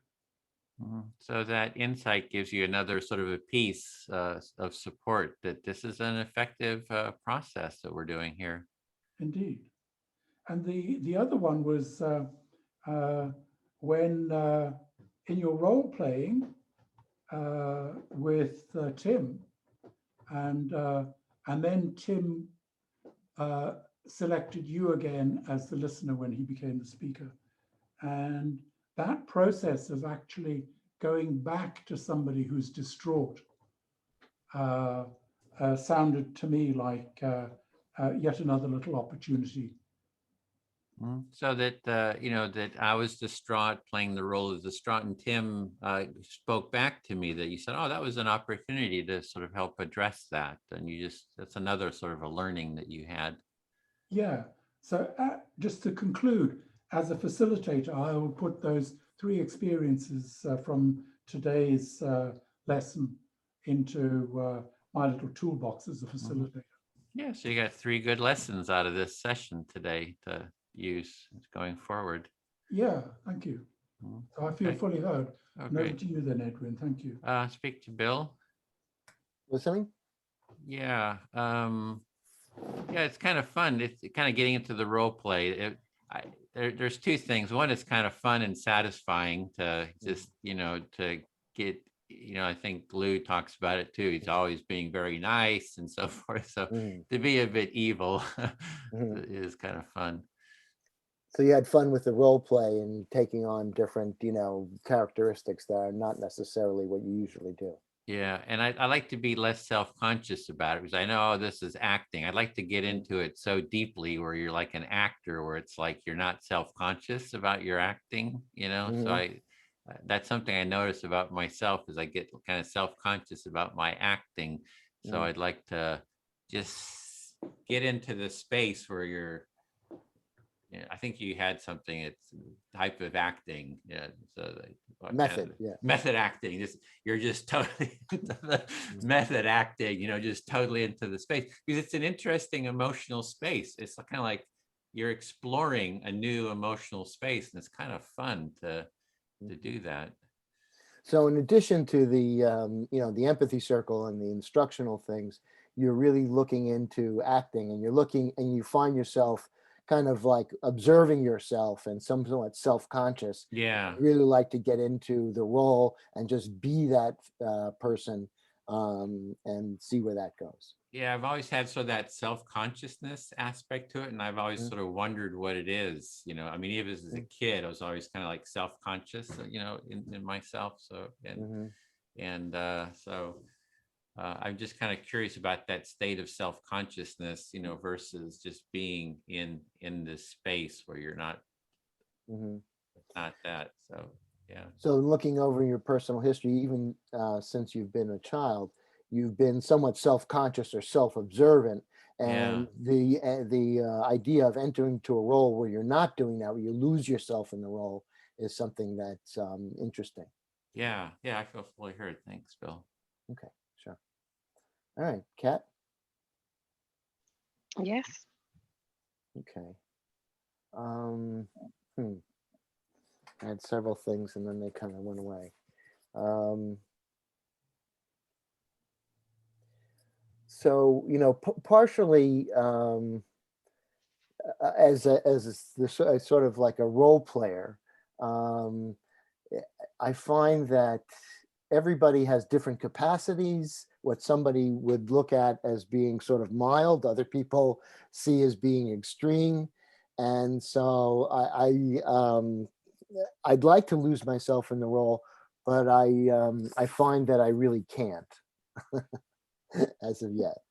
I'll stop there. So you're just reflecting on different things you had in your mind before we started, but then the one that's come to your mind at the moment is about being the role player and the capabilities that the person has with the measures that they see, whether it's mild or extreme, and you sort of don't want to push it too hard when you're thinking about the measures they have.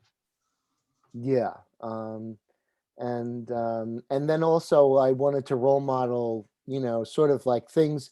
It was interesting what I was noticing is that Edwin sort of calmed down, and I think that without actually anything being said, there was another part of me that was picking up on the social norm that, oh, this is going on.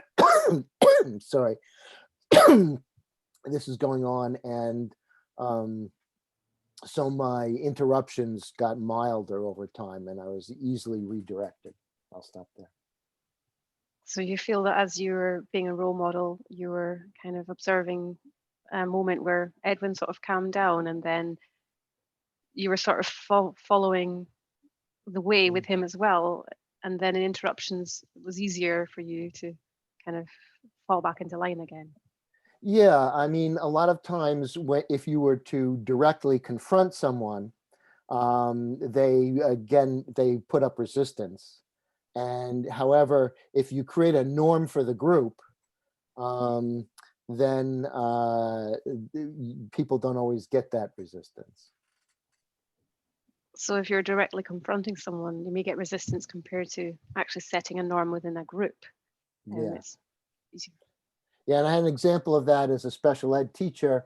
My class rebelled, and I insisted this guy do his spelling, and then he told me he was going to fuck me up, and we had a good discussion, and there was no physical altercation and stuff. And so then there was another guy who came in, and he was a wild man. They called him Crazy Joe, and he was in the front page of our local paper throwing rocks onto the highway on cars. And so he was sort of like wild. And so I expected him to do the spelling. And I said, and he looked at me like I was absolutely crazy. And then the guy who I had the discussion with before turned to him and said, "Hey man, that's just the way he is." And I'll stop there. So you're just speaking about your experience as a special ed teacher, and Yeah. a couple of examples you gave us about the guy that rebelled, and Yeah. you kind of had some discussion with him, and you thought there might be a physical altercation, but you managed to have a nice discussion with him. And then you're bringing in wild, crazy Joe, who used to throw cars, so he used to throw rocks at cars on the highway, and now he was acting up. And then the other rebel guy, he turned around and said to him, like, "Man, it's just the way it is." The way I am. Yeah, he says, "Oh, that's just the The way way he you are. is. He's just a kind of crazy guy." Thanks, I feel fully heard. Thank you, Bill. Your timing is good. Edwin, would you be my listener? Yep, listening. Yeah. I'm feeling some relief at not having to keep my eyes on everyone. So that's part of what's going on with me right now. I also feel like a scatterbrain, but not as bad as it was before. Pause there. Yeah, you're feeling some relief that you don't have to kind of monitor everything as facilitator, and you're also feeling a bit scatterbrained. Yeah, and I'm always like trying to run before I can walk. So I'm just like, oh, I'm just going to go through that level right now, and then try and do it at that level right now. But it doesn't work because you have to take time and build it and do it in pieces. Yeah, it sounds like you sort of push yourself beyond your capacity. Like, oh, I'm just going to go jump into that. And you just see you need to sort of build capacity instead of just jump way ahead. Yeah, and it's also like child thinking, I think, not realizing that there is a capacity, because you just think, oh, I'll just go and do that now. And then you don't realize how complicated it is or how much experience and knowledge you need. And then you're like, oh my God, this is really hard. Yeah, you kind of just jump ahead and think, oh, I'll just do this. And then you're kind of in the middle of it. And it's like, oh, this is actually difficult. This is hard. Yeah, and it takes time as well. So I just have to keep telling myself this, but part of me, and it's just reflecting on different parts of me that I'm observing, like trying to do different things and trying to get them all to work together. So you're just sort of observing your own sort of nature, like you have these different parts of yourself and you're trying to get those parts to work together. And so just kind of that observation and trying to see, well, how do I make this stuff work together better? Yeah, and then as well as that, I'm trying to remember to come outside of myself and be present with other people, because that's something that it's like when you're stuck inside yourself all the time, you forget how to connect with other people. So yeah. So I'm trying to get outside of myself and just connect with other people instead of just being stuck inside of myself. Yeah. And I had last week off, so I moved house. And so now I'm settling down with that. And I think, yeah, well, I got my internet when I was meant to. Yeah, so I moved, I got settled down, I got my internet, and so yeah, things are better now. Yeah, and I actually think that when you sit somewhere for long enough and you have lots of thoughts and do lots of work, it's like that information collects in that place. when you go and move into another place, there's nothing there, and you're looking for all these thoughts that are not there. It might sound weird, but that's something I observed. So I'm not quite sure. It's like when you're in a space that you're familiar with, it's like these thoughts arrive. And when you go into a new place, the thoughts don't come up like they did in the other place. Yeah, so it's almost like when you sit somewhere long enough, it becomes almost like a storage place for thought, which you can retrieve from sitting there, because maybe there's something in your vision that helped store that thought. I don't know. So it's like this is empty, and I'm like, can't remember anything. Mm-hmm. Yeah, so like it sounds like you're saying like in the old place where you lived, it's like you're sort of familiar with the environment, and the thoughts kind of come up into that environment. Now you're in this new place, it's empty, and like no thoughts are coming up either. Yeah, so I think it's to do with having a visual prompt. Is the visual prompts, I think, are the thing that's the difference. Yeah, so you're just kind of seeing like, what is it that brings up these ideas? You think it's, hey, it's maybe these visual prompts in your environment that sort of stimulate your thinking and creativity. And, yeah, exactly. Thank you, Edwin. I feel fully heard. Then speak to Graham. Yes, please. Yeah, that's interesting that I have the same experience. Like I have the stand-up desk, right? So I sit and there's ideas come to me sitting. When I do the stand-up desk, it's like harder to sort of think and concentrate. So it's like different environments create a different sort of a thinking, creative. Yeah, so that's interesting to think about that. And so you're segueing from Kat's experience, and you're saying that you've got a stand-up desk. Yeah. When you're sitting down at the desk, you have certain types of thinking, but when you're standing up, that's a kind of different world. And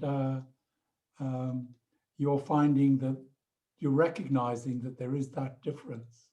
Yeah, it's like when I'm standing up, it's a little bit harder to be creative somehow. It's like there's some of my energy is going to the standing. It's like the creativity is not kind of I don't feel as creative or as effective. And one of the things that you find this standing or sitting affects is your creativity. So when you're standing, it could be, at least you're wondering that standing maybe takes more energy off you, so you've got less space for capacity for creativity.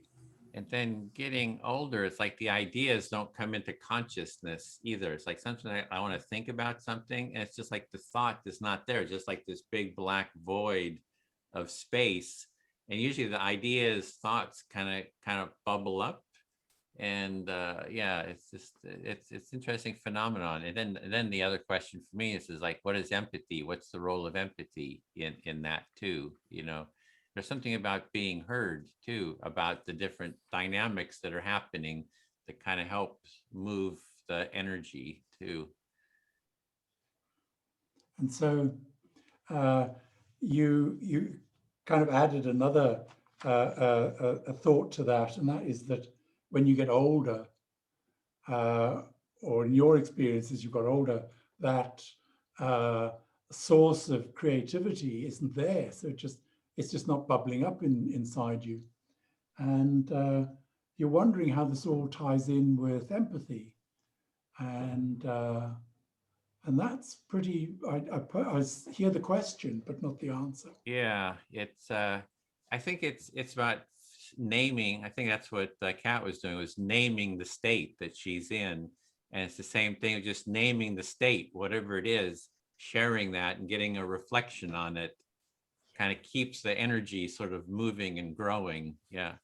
It's kind of like in the circle, when you start a circle, you feel nervous. You say, oh, I'm feeling a little anxious. I'm feeling nervous. You share that, you get a reflection, and it sort of moves that energy. So. Yeah. And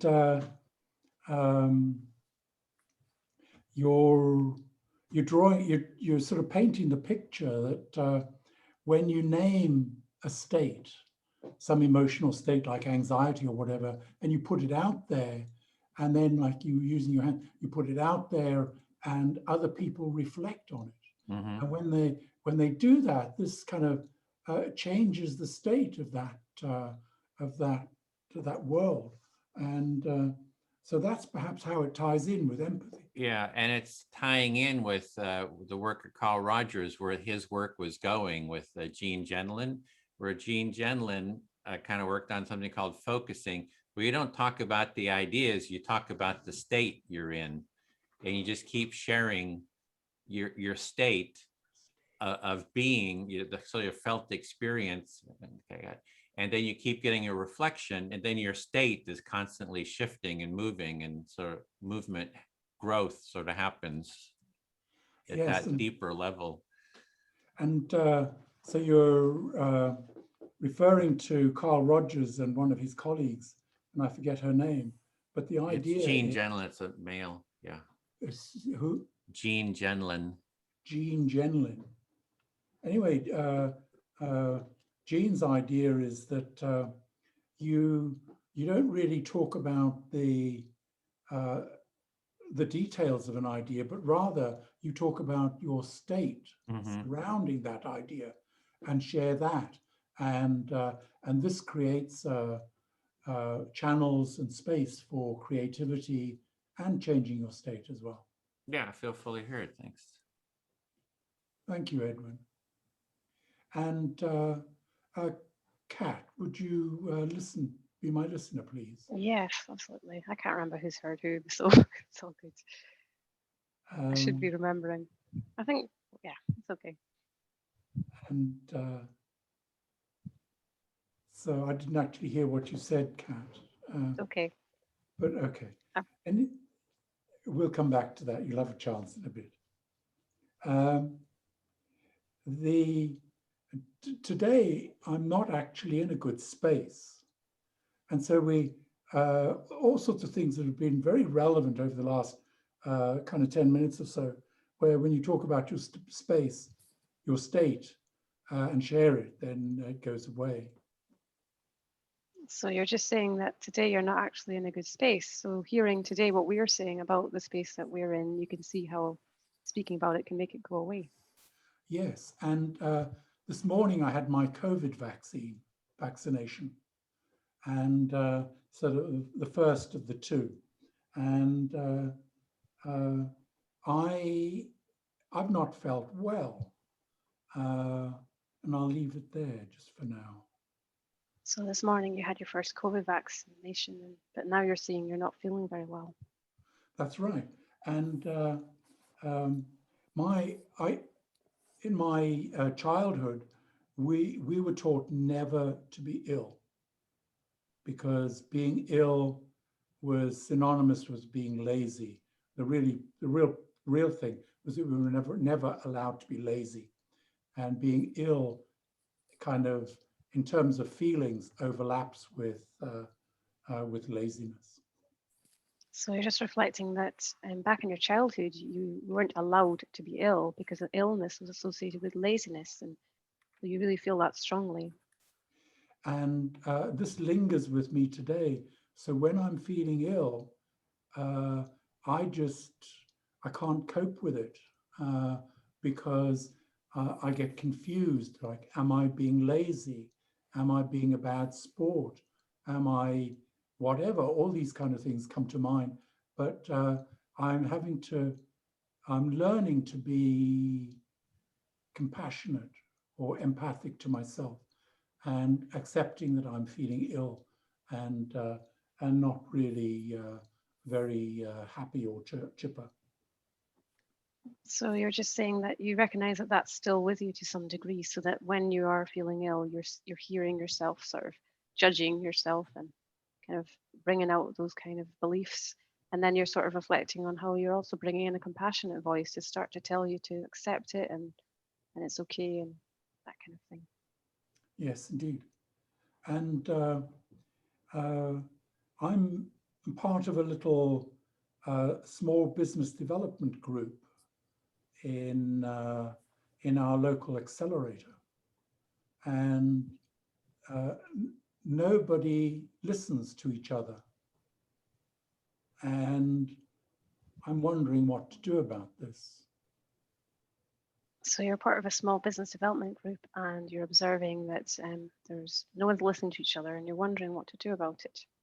Yes, and thinking about the idea of being in an uncomfortable state, like Edwin was talking about.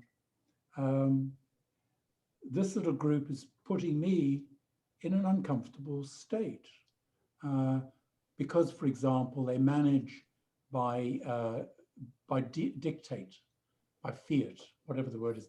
This is what will be done, and so this is leaving me really quite feeling insecure. So you're just reflecting on feeling uncomfortable and the way that they are sort of dictating with quite a firm way. You find that quite, can you repeat that again? Sorry. Uncomfortable, let's call it uncomfortable. Yeah. And I resonated with what Edwin's take on this, and that is that my state is important and the state of others is important, and if we don't share it, it won't go away, you know, that kind of idea. So you're just reflecting on what Edwin was saying about your state's important, other states are important, and if we don't reflect on them, they're not going to go away. Yes, and with that, I feel fully heard. Thank you very much, Kat. Thank you, Graham. Bill, would you be our next listener? Mm-hmm. Yes, go ahead. I'm sorry. Yeah, that's okay. No, I'm just wondering. Okay. Sure. I also have the same thing with Edwin with my stand-up desk as well. So what I started doing is I've got to be in the mood to stand up, and then sometimes I put music on and like dance around as well. So you're relating to what Edwin said about the stand-up desk, and it changes their perspective. And sometimes you have to be in the mood, and that's number one. And then you'll be kind of dancing around. Yeah. So like I've started having like Friday afternoon kind of like dance party thing when I'm working. So I do that every Friday. Just put on my music and like do Friday afternoon things that are not too like heavy duty meetings. Mm-hmm. So that you set aside Friday afternoon as a time to do kind of fun things like that. Yeah, absolutely. So one of my friends was telling me how she started having kitchen parties with her children to like get them to do stuff. So they'll have a big party in the kitchen and put the music on, and then she tries to encourage them to help her like around the house and stuff. So your friend is employing that as sort of having a kitchen party with her kids to basically, you know, have a party, but then also to get them to help with some chores. Yeah, absolutely. In a fun way. Yeah, so that they don't quite realize because they think, oh, it's so much fun. Yeah. Spoonful of sugar helps the medicine go down. Yeah, that's a good way of putting it. And definitely what Edwin was saying and Graham about when something comes along and then you can express it and then it's gone and then you move into the next thing, and I'm always getting stuck. So that's something I'm realizing from these circles and from just communicating with people that are able to listen is the ability to move things that have been stuck, and they could have been stuck for a very long time. So you're talking about what Edwin and Graham talked about is feeling of being stuck. And that it seems that, I'm not quite sure if I got this completely right, but that the empathy circles help kind of moving that along, but it's somewhat a mystery to you as to why that happens or doesn't happen. Yeah, absolutely. And this week I was sort of comparing my relationship with my sister. I have three, but I'm going to speak about one, to a book. So if you've got like two people and then the relationship is like a separate part, which is a book, and then everything that happens in the relationship is stored in the book. So in the situation with our book, there were certain chapters which had certain situations which hadn't been expressed. So you're relating to your sister, one of three, but you're talking about this one sister, and in reflecting on the relationship, it's like a book. And so there are chapters in the book. Some of those you've talked about and discussed, and some of you haven't. Yeah, so we finally managed to develop our communication, partly from my skills improving here, to finally release some of those things that have been stuck for like 20 years. And now the relationships finally come back together, which is something to show some success in what I was trying to do. So using this process, you've been able to kind of review some of the chapters that you were not able to address, and that has been a healing process for you and your sister. Yes, now I can see I can apply it to the other siblings, but I do also know that I've still got to make sure my ego doesn't get in the way. Okay. So you think that this will then also work with your other sisters, but you want to have to make sure that you make sure your ego doesn't get in the way. Absolutely. Thanks, Bill. I feel fully heard. Okay.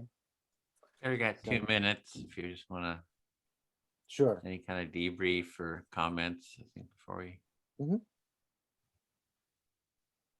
Well, it was good to just have sort of a cleansing empathy circle, right? It feels kind of like no challenges, no, I think it kind of helps sort of clean, kind of dissipate the energy. So I appreciate that. Thanks to everybody, and the insights too. Really enjoyed those. I like Kat's concept of the book as a particular description of a relationship. So there's going to be a book wherever there's a relationship. And I like that idea. Yeah. Definitely. Yeah, those kind of things. Yeah, there's just lots of things going on from this, basically, which is good. So every time we come back, there's always something new. Final words, Bill, before we close. Thank you all. I had a good time. Thank you. I did too. Thank you very much. Yeah. And thank you for allowing me to be withdrawn and ill. Thank you very much. Oh, yeah, I didn't know. Do you feel okay doing the closing? Yes, I do. Okay, you're good. Yes, I do. Okay, well, let me close all the rooms then. You need to call on me to do the closing. Yeah, we'll do. Thanks, Kat. Thank you, Graham. Thank you, Bill. Thank you, Edward. My Thank you, Bill. Thank you, Edward. Thank you, everyone. Gratitude. It was your topic, Kat. Gratitude, Quickly. right? You you hit the mark with that.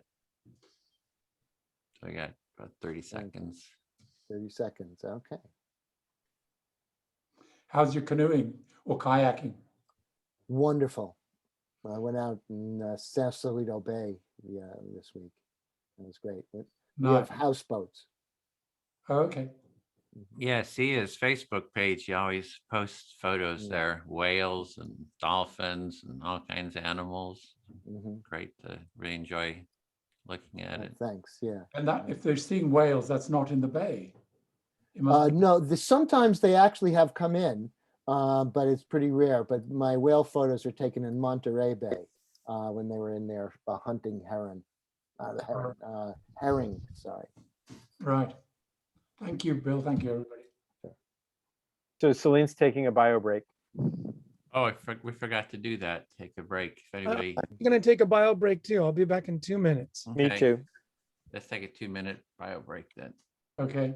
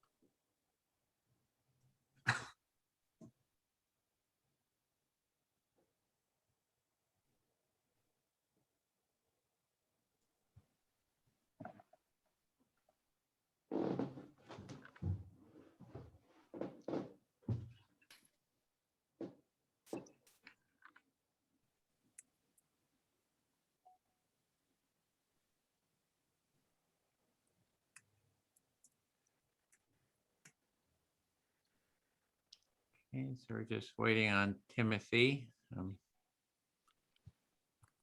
He was going to do the next section. Oh, please wait no longer. Wait no longer. Aha, you have arrived. So Yeah. you're up next. Absolutely. Wow. Okay, so we all just we're returning from an experience of empathy and an empathy circle.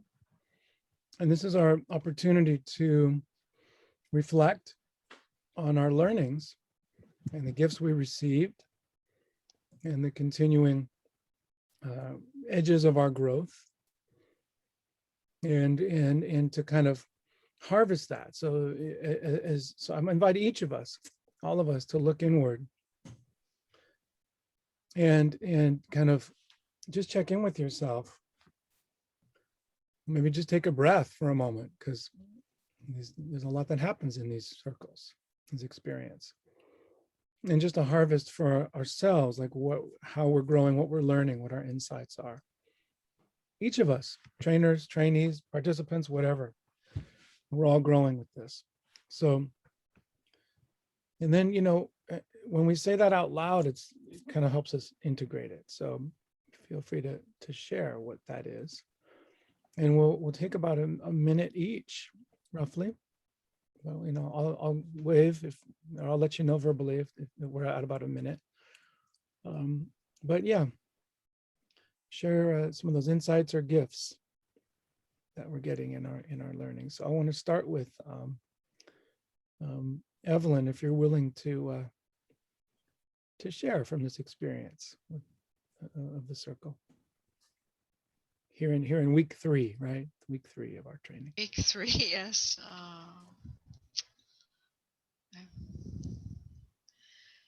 I'm kind of receding into myself at the moment. I'm going into some sort of deep place, the grotto. In my practice, I picked the subject of respect, and it's always wonderful to be here. And I'm sort of very nonverbal today, so that's it from me. Thank you very much. Wonderful. I'm just just happy to hear, of that inner journey of kind of learning, reflecting, going deep, and absolutely not to be put to words until the right time. So really, really appreciating that, Evelyn. Yeah, just like actually a lot of respect for that state. Really. Adelina.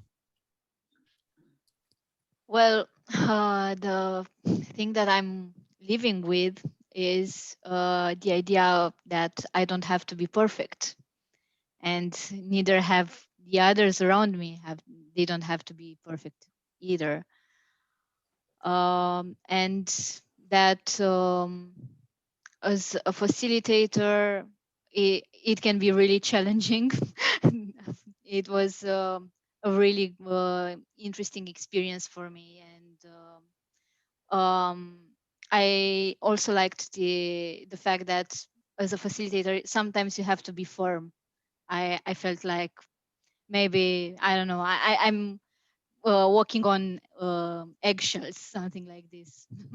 So yeah, I'm wondering if I am too firm, or I don't know, going into becoming aggressive, or I'm just too I don't know, I'm going too easy on them. I don't know, something like this, when people are going out of the process. It's a lot going on. Mm-hmm. Yeah, so there's a lot going on in your learning, and since we have a little bit of extra time, smaller group, I'm just doing little reflections right now. Is it okay? Would you like me to catch Yeah, that? of course. Yeah, just like the whole idea of perfectionism, right? Like perfection. What is perfectionism? What does it do? What's the cost of it? Oh God, we don't have to be that. And then also just really balancing, being assertive versus like aggressive, right? Or maybe too passive, somewhere in the middle. So here, having your authority as a facilitator and looking at that. Did I catch that? Yeah, perfectly. Thank you. Okay. Yeah, rich material. Hopefully we'll have a little bit of time, to talk more about that. The trainers are taking notes and stuff. So thank you, Adelina. Perfect. Kat, what's coming up for you and your learnings? And Sort of relating to what Adelina was saying there, because like I had a lot of perfectionism and anxiety the first time round. So definitely was like, I'm not doing it well enough, I'm being too rude, I'm being too nice, I'm being like this, I'm being like that. This time round, it's a bit more relaxing, but also the challenge was a bit more intense. But it was more beneficial because I was like, okay, you can see that things are better this time round, so I'm more confident. So I can start to see the measure of everything a bit differently. And also I notice as well when we're selecting people to give a challenge that it seems to work better when you tell them an emotion or emotional state to be in rather than trying to tell them what to do. Like, because Edwin, we told him to take on a therapy person and he got right into that mode. Bill was just someone that didn't listen. So Bill didn't have the same emotional sort of space to go into and express. So I think it would be interesting to just grab some really strong emotions and just say each person, you're an expression of these emotions, and then just let loose with a full level. Like that'd be interesting. So yeah, it was really good. Thank you. yeah, so you're grateful for the learning, but particularly you're excited for maybe more challenges, right? To look at managing different strong emotional states, you know, but also you appreciated the challenge today, and you're kind of even more relaxed despite the challenge. Like you're growing in that confidence. Did I get some of that? Yeah, absolutely. Okay, cool. All right, let's see here. Kian and Leslie, we just had an empathy session, did some practice together. Anything you want to share? Maybe since you didn't get to check in, I think earlier in the training, anything you want to share about your learnings, gems, or insights just about this empathy circle process, but empathy itself, anything? Yeah. I sort of for the first time, because we didn't do the same session today, the same with the challenges.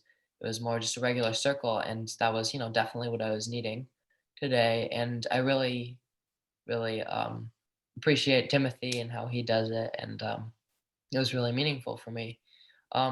Sort of felt weird because I'm so used to doing what we do all the time in the trainings. But it was really helpful. Mm-hmm. Yeah, and just to be clear, we were doing a more extended time with you, Kian. So we went for 5, 10, 15, 20, 20. We took time in today. So it was just a longer period of time. So you weren't quite used to it, and yet you still appreciated that more space, just considering what you're dealing with. Yeah. Mhm. Okay. Yeah. For me,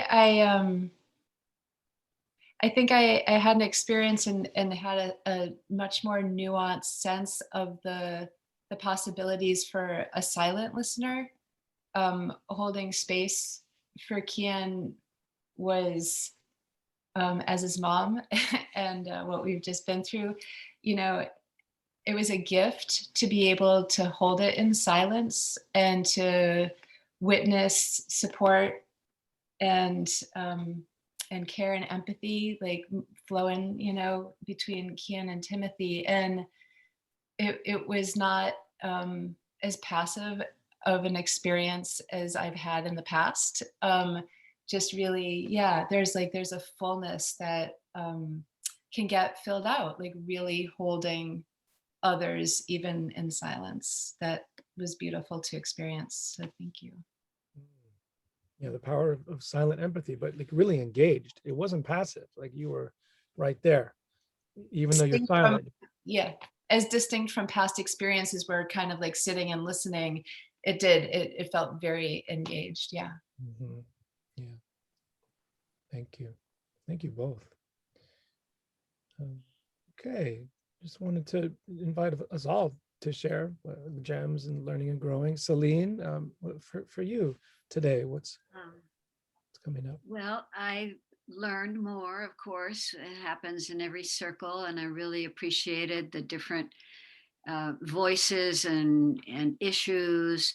And that issue of I don't have to be perfect was kind of the banner over our group, which really is perfect for me today. So I'm really grateful for all the learning and the participation and the takeaway that I don't have to be perfect. And I did a training yesterday evening and I wasn't perfect, and it's been weighing on me. So now I think maybe I can let it go. Releasing some of that burden, that heavy Yes. perfectionism. Exactly. Yeah. Thank you. Yeah. Cool. Thanks, Celine. Graham. Well, today I I didn't feel well, and I wasn't in a comfortable space. So I asked if I could withdraw from the facilitation exercises. So really, I was primarily an observer, and today.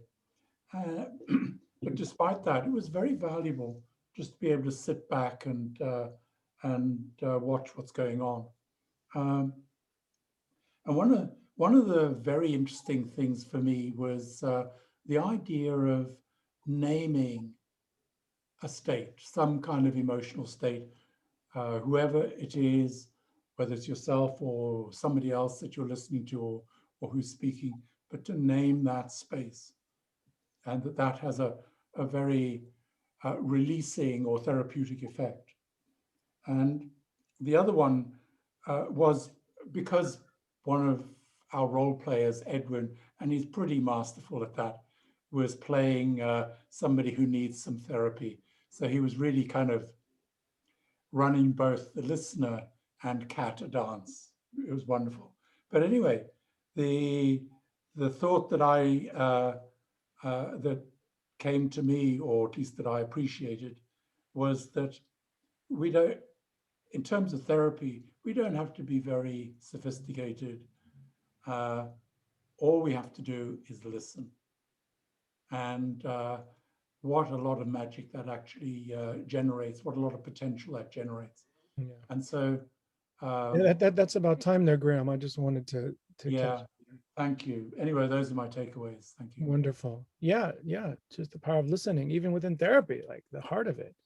Yeah. And then the naming of emotional state, the effect that has. Thank you. Thank you. Thank you. Yeah. Bill, just your insights or comments. Well, I'm always trying to play with the edge when I have to role play with how well, how far I need to get into it, my own dark side, and also trying to gauge the capacity of, different people. Different people see things in different ways.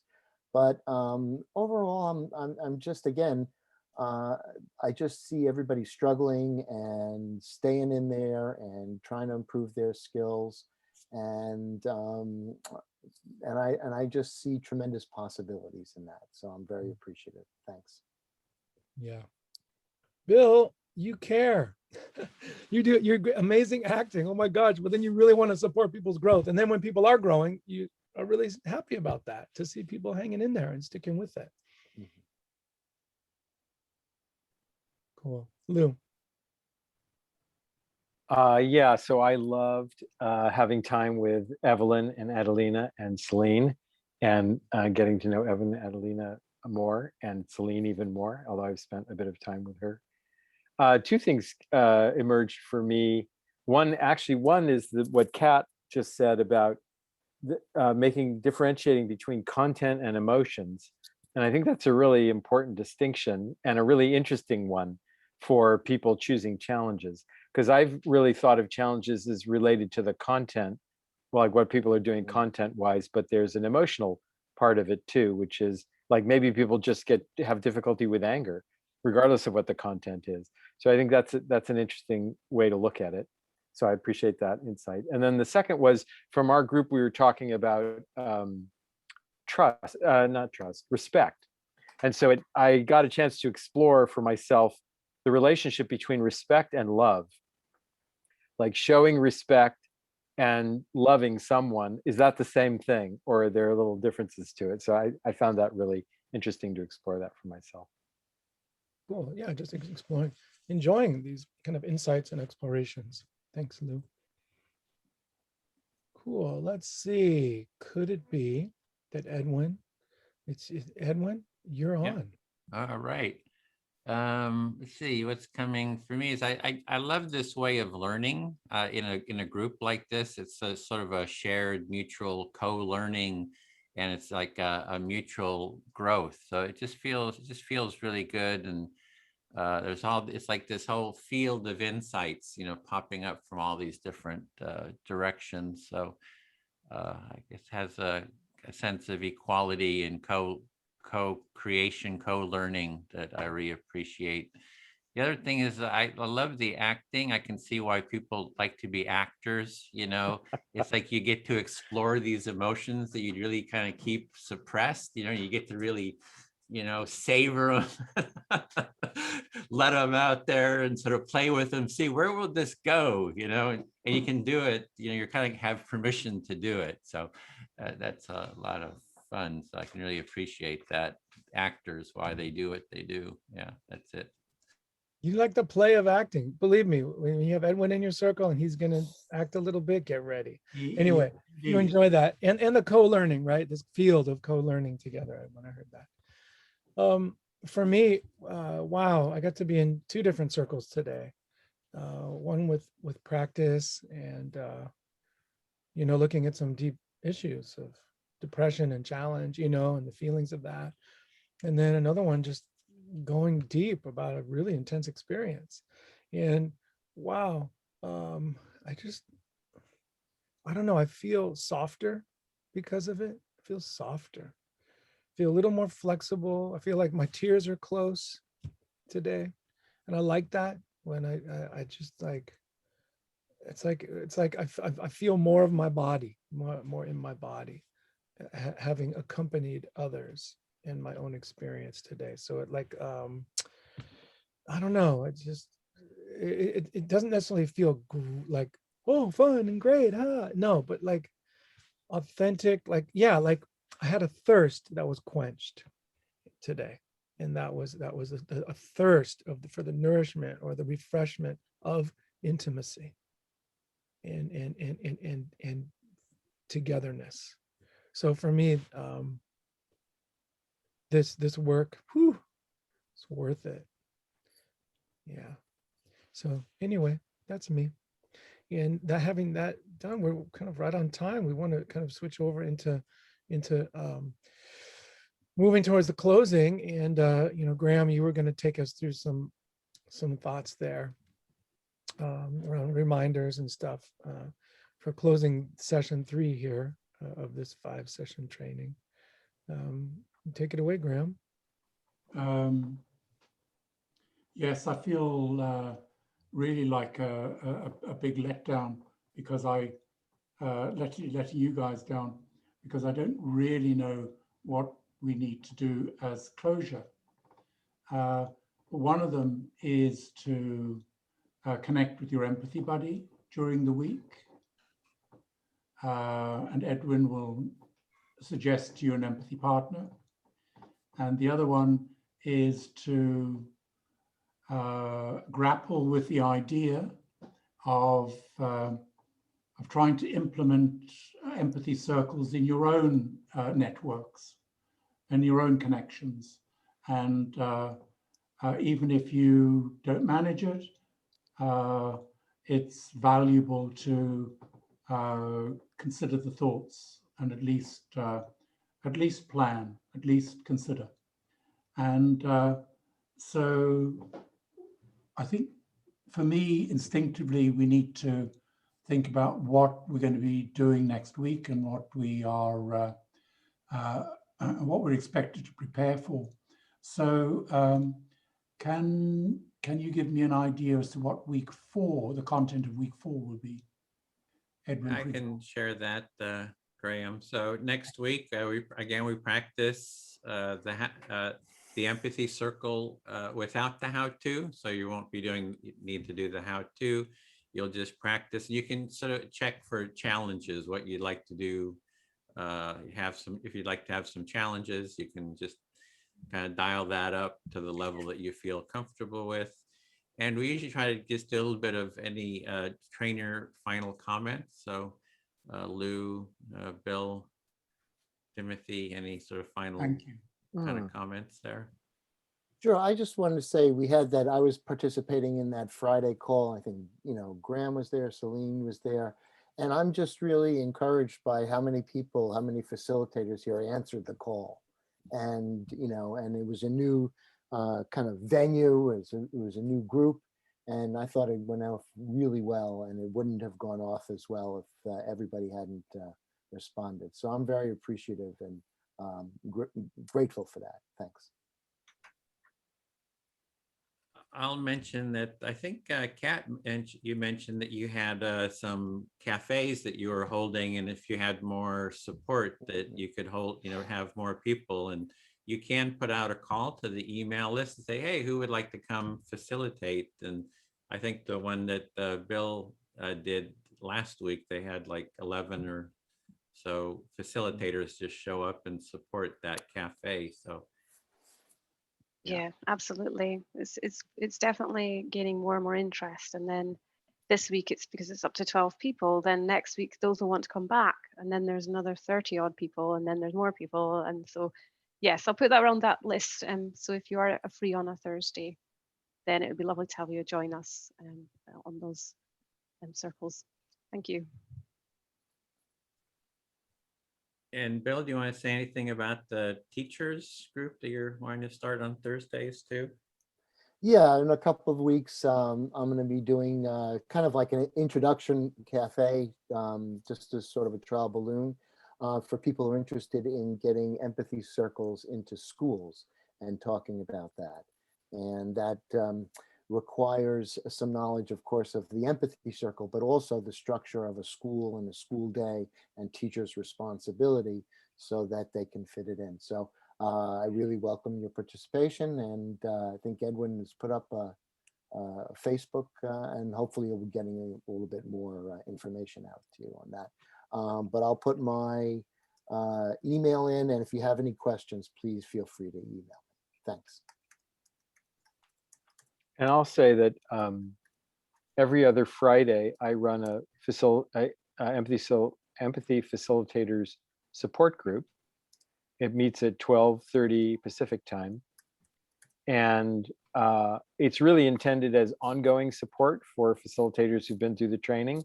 And it's a place to come and get additional support, come and talk about issues or questions or role play situations or whatever, to continue your learning and to continue to grow as in your skills as a facilitator. And it meets every other Friday, and this Friday, it is meeting this Friday. And even though you haven't completed your training yet, if you wanted to come, you can. So just wanted to let you know about that. Kat's been to it before. Yeah, it was really beneficial. And then a random lady came along that didn't quite know what it was. So that added an extra level of well, it was good actually to have her there because she joined in. It was good. Yep. And I'll just post the feedback form. So you've been filling that out. You can, if you have any more questions, comments, you can add that to the feedback form. The trainers review that, and then we'll comment on it in the beginning of the next session. And before we go, Lou, what's the address of your or the Zoom address? It's on the Facebook. The Facebook announcement about the group has the link there. Oh, okay. I'm not on Facebook, so okay. You can still view it even though you're not on Facebook. You can still just see it as like a web page. Okay, so where do I go to find that information? Is that like I can't search Facebook? So do you have like a website, or is it this address, or like what's the Zoom link? It's not this address. It's my Zoom room. Got it. Let's see. I think it's trying to bring it up too. I think it's this one.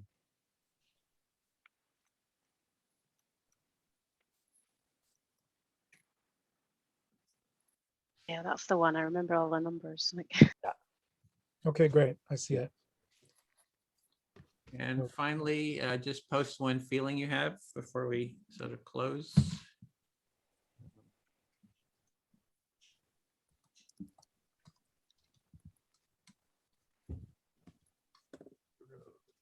joy, appreciation, at peace, supported, growing, enthusiastic, fully held, peaceful, and with that, feel I do not need to be perfect yet.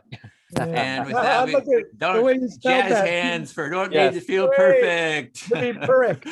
You have to be perfect. See you next week. Have a good imperfect week. Yeah. Yay, good Practice human your week. imperfection. Yes, yes, here, here. Thank you. Celebrate the Thank you. imperfection. Yeah. Bye, Evelyn. Bye. you. Bye, Bye, everybody. Evelyn. Bye. Natalie. Bye, Bye. Bye. Bye, Thank Bye, you. Kian and Leslie. Good to see you. Thanks Thank for- you. Edwin, thank you. And Timothy, thank you. Thank you all for your messages, Bill, Lou. Sure. Thank you. Hope I'm you glad feel- you're safe. Yeah. Yeah. Right on. Yeah. Thank you. Yeah. We'll see you again. Okay, bye.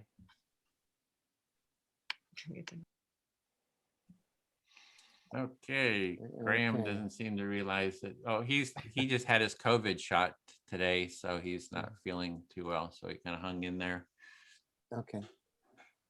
Oh, All right. Do we they need a stopped the bio recording. break? I know